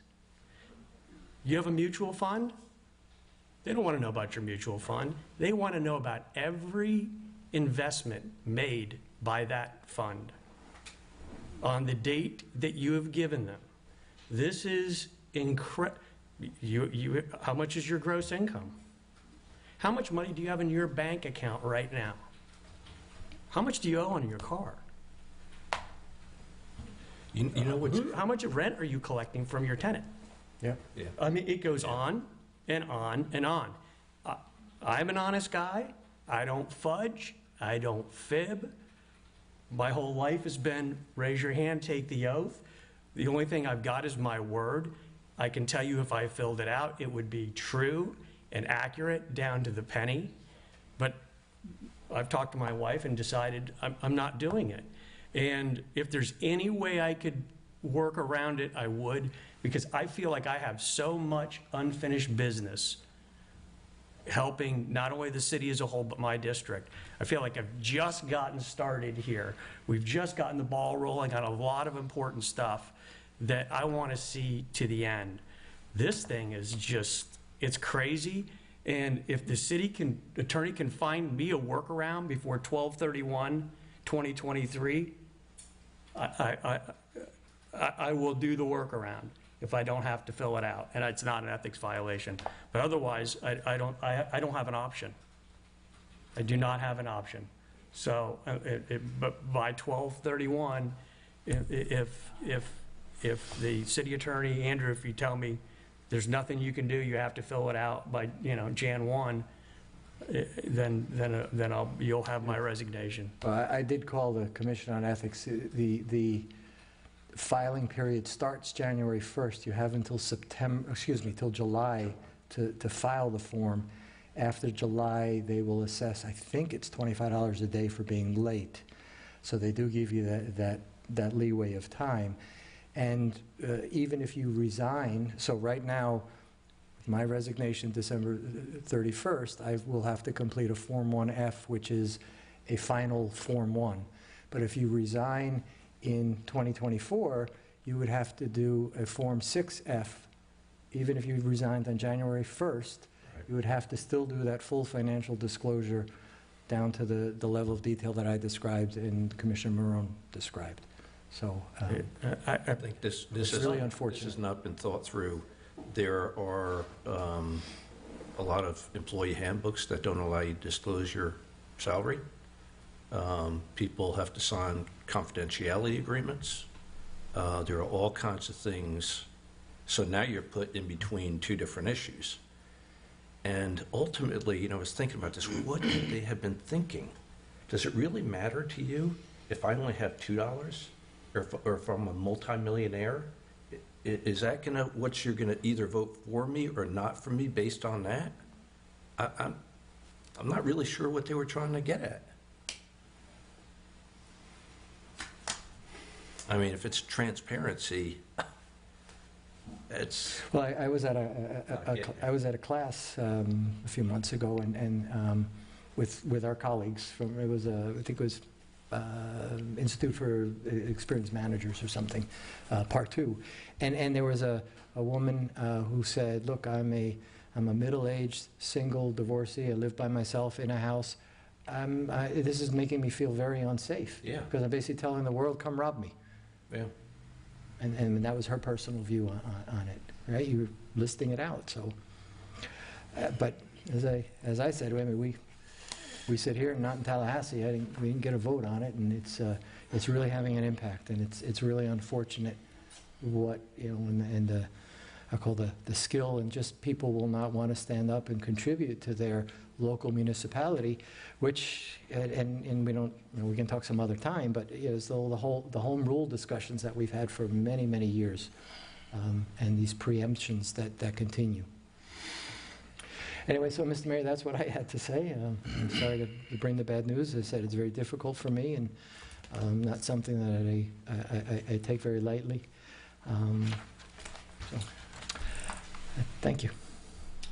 Mayor, you may need to have a motion for extending, because I think there's some discussion to be had as to where do we go forward, because we do not have any other meetings before January 1st. I don't think Commissioner Marone's 31st is going to work either. If anything, he's going to need an answer maybe by the 20th, so that we can schedule maybe an emergency session before the Christmas holiday. So should we have a motion to extend to 10:15, 10:30, just in case? Motion to extend it 10:15. Second. City Clerk, if you'll please do a roll call. Commissioner Frizlowski? Yes. Commissioner Marone? Yes. Mayor Petrilla? Yes. Motion carries. Do I still include you? I didn't vote. No. Okay, motion carries. He didn't vote. He didn't ask him. Well, does he still vote since Yes. He hasn't resigned yet. My resignation is effective December 31st. Vice Mayor Grill? Yes. Motion carries. Thank you. Thank you. You're not rid of me just yet. City Attorney? Obviously, this is not easy for me because I develop relationships with all of you, and I value those relationships. And having worked in government for over 20-something years, I know the efforts that you all go through, especially at the local level, what you do every day, the kind of pressure you're under. So it's difficult. But I still have to advise you of so under the charter it deals with vacancies. How do you fill vacancies? And so if what comes to pass is that 2 vacancies occur simultaneously, there is a provision in the charter, section 3.06, which talks about extraordinary vacancies, and says should 2 or more vacancies occur simultaneously on the commission, the remaining members shall, within 15 days, call a special election to fill the vacant commission position. Such election shall be held in a manner prescribed by the laws of the state of Florida. Now, what I want to also advise you is, what's in the charter was written when the city had its own elections and they weren't as synchronized with the county supervisor's election. So I have to have a discussion with our city clerk's office and find out, because a lot of what we can and can't do depends on whether the supervisor of election will, will accommodate, that special election. So I need to think through these things, but so there's that provision. Should Commissioner Marone and Vice Mayor Grill both be gone at the end of the year, that's 2 seats that are vacant. That would leave the mayor, Commissioner Frizlowski, and Commissioner Grouse left to call a meeting and set up a special election. Now, how that works, I'm not 100% sure, because we've got to talk with we have to talk to the supervisor of election about that. It also leaves a very short commission, like three members. That you do have. That's the exact number you need for a quorum to hold a meeting and to conduct business. So it may affect also. You witnessed it here today. There was a quasi-judicial item. The attorney probably correctly, wanted to have a full commission to put that in front of. So you've got a couple big items that are coming up. So I would expect that maybe those things would get push that as well until there's a fuller number. I don't know. There's a whole, just so you know, like I just learned about this today, this afternoon, literally. And so I've known about Form 6, but I didn't, I never, I never thought that, I heard about people resigning, and then I saw the news articles and things like that, and it's just I'm a little taken aback, I guess, by the relationships that I've developed with you all, and to have this kind of, it takes a long time to learn. I think people don't understand it takes a long time to learn what you guys have learned so fast, and to do these meetings, and just to have you be, I'm not going to comment on what I think about the law. It's not my job to do that, but it seems like this is a unintended consequence. I don't think there was a cleansing supposed to happen throughout Florida like this. This is going to happen all over the state. Yeah. And it's going to throw the governments in a wild, tailspin, I think, a little bit. I mean, I need to talk with Amber and call some other folks. I'll get you an answer for sure that you can rely on. We didn't have time to do that today, right. But we will definitely get you that answer. If I may ask, because it's two commissioners, I know when one commissioner leaves, the rest of the commission then can appoint somebody until an election can be held. That goes by the wayside when it becomes two. Apparently, that's what it says. Extraordinary vacancies. When the whole commission somehow disappears, or two seats disappear, then there's a different, because you have three members, and that's very difficult to do business when you only have, if you have a 5-member and you have a simple majority. But if it was just one, yes, in fact, that's how you started, Vice Mayor, was that, so you would, the remaining commissioners would appoint someone, and that would last, I would assume, I don't think there's time to get on the March ballot, because they've probably already prepared that, so it would probably end up being either the August date or the November date, because that's when the next the general elections would be held, and that's sort of how we've synchronized ourselves with the rest with the county supervisor elections. So, but I have to, this was, Matthew and I were studying this, and we came across this other provision where it says when 2 or more vacancies occur simultaneously. Now, what does simultaneously mean? One resigns one day before the other? I don't know. This is all kind of new territory. That begs the question of one resigned. So let's forget about the effective date. Let's make it up like it was today. The rest of the board could then appoint someone to fill that vacancy. If the next person resigned a week after that, would the rest of the board? Yeah, I mean, for that vacancy and avoid this. That's what I'm getting at. I mean, what does simultaneous really mean? I mean, is that a workaround to the simultaneous situation? I think that's not I need time to give you guys a legal opinion on that. And as the mayor indicated, we're not meeting again, right, until after the first of the year. So we're going to have to schedule something. Can we... Would it be an unreasonably short period of time to schedule something for Friday? Because that would then at least give us time. If we need to schedule one more emergency session next week, we would have time. Because some of us may be gone after the 25th until the 1st. Mm-hmm. Speaking for myself. I mean, when are you going to be out? 25th to the 1st. Yes, I mean. Could we do it like early in the morning? You can do it by Zoom if you're not here. Yeah, I can't. The only time I could do it Friday would have to be after 3 o'clock. Okay. Probably, As long as they get home to see the Santa and sirens come through the neighborhood. yeah, I think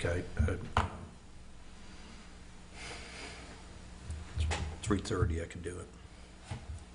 Commissioner Moreau? I can safely do it by 4. Oh, I could do it 3:30 or after then. Okay, Yeah, I can do yeah. it, I can do it at 4. I just couldn't do it before. How do you guys, I mean, would Monday be better? Let me take a look at my schedule, because Could always go back-to-back meetings as well that week, because there's a planning board on the 18th and 20th, so we could do 18th in the morning, 19th if needed. my schedule is really set for this next week. Let me just take a quick look.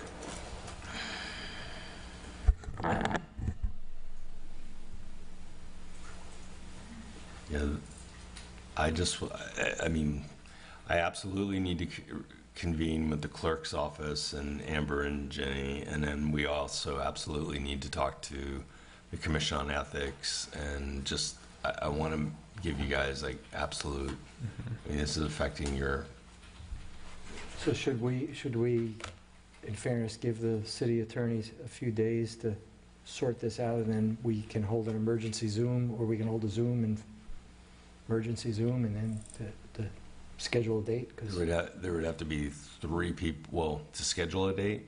Yeah, we could not do a survey meeting. We'd have to have a quorum. Yeah. I think we set it for Friday, 4 o'clock. I mean, we all got an email, Well, if you're Amber's not- watching, we all got an email with Amber's sickness as well. I'm just being realistic on timing. I mean, this is a huge question. I just don't want to show up on the 15th and not have any definitive answers. But I have all afternoon on that Monday, the 18th. I'm just being honest. Then you could, if you're not ready, then you could cancel it. You said the And just in morning? fairness, we get something scheduled, if you're not ready, I mean, please take the time, of course, to do it right. Get what you need, and then we cancel it and reschedule it to the, So you're talking about Friday or Monday? Well, Monday is a planning board, so we'd have to have it after the planning board meeting. Or before? Well, Commissioner Moran is usually not available before 4 p.m. I can do all afternoon on Monday. I got a cancellation. So anytime after 12? Anytime after, 12 o'clock on. I can be here at 12. the 18th? That would just give me the week and the weekend.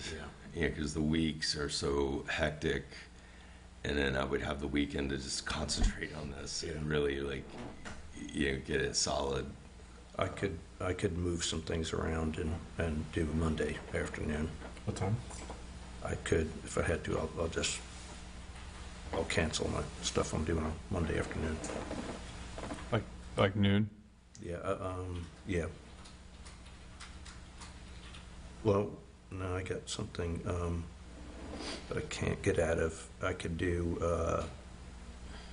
like 1 o'clock, 1:30. It'd actually give me a little bit more time if we could do 1:30. So that's fine. The planning board starts at 2, but it can starts start at when you guys finish. Oh, it starts at 4? Yeah. The planning board? Oh, it was on my calendar for 2. Oh, perfect. Well, there you go. Like, what good are these things? We can call it 2 o'clock on Monday. This calendar's horrible. Okay, you want to make it 2? 2 o'clock on Monday? Monday the 2 o'clock? Monday the 18th. Okay. Sorry. No, I'm sorry for you guys. I mean, listen, I'm sorry for the city. This is just, I think you can hear it in my voice. I'm a little devastated. I mean, yeah. I don't think this is what that law was meant to do, but I understand exactly why you guys are making the decision you're making.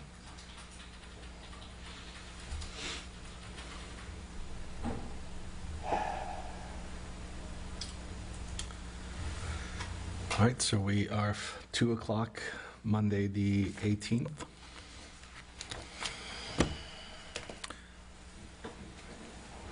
December 18th. Sounds good.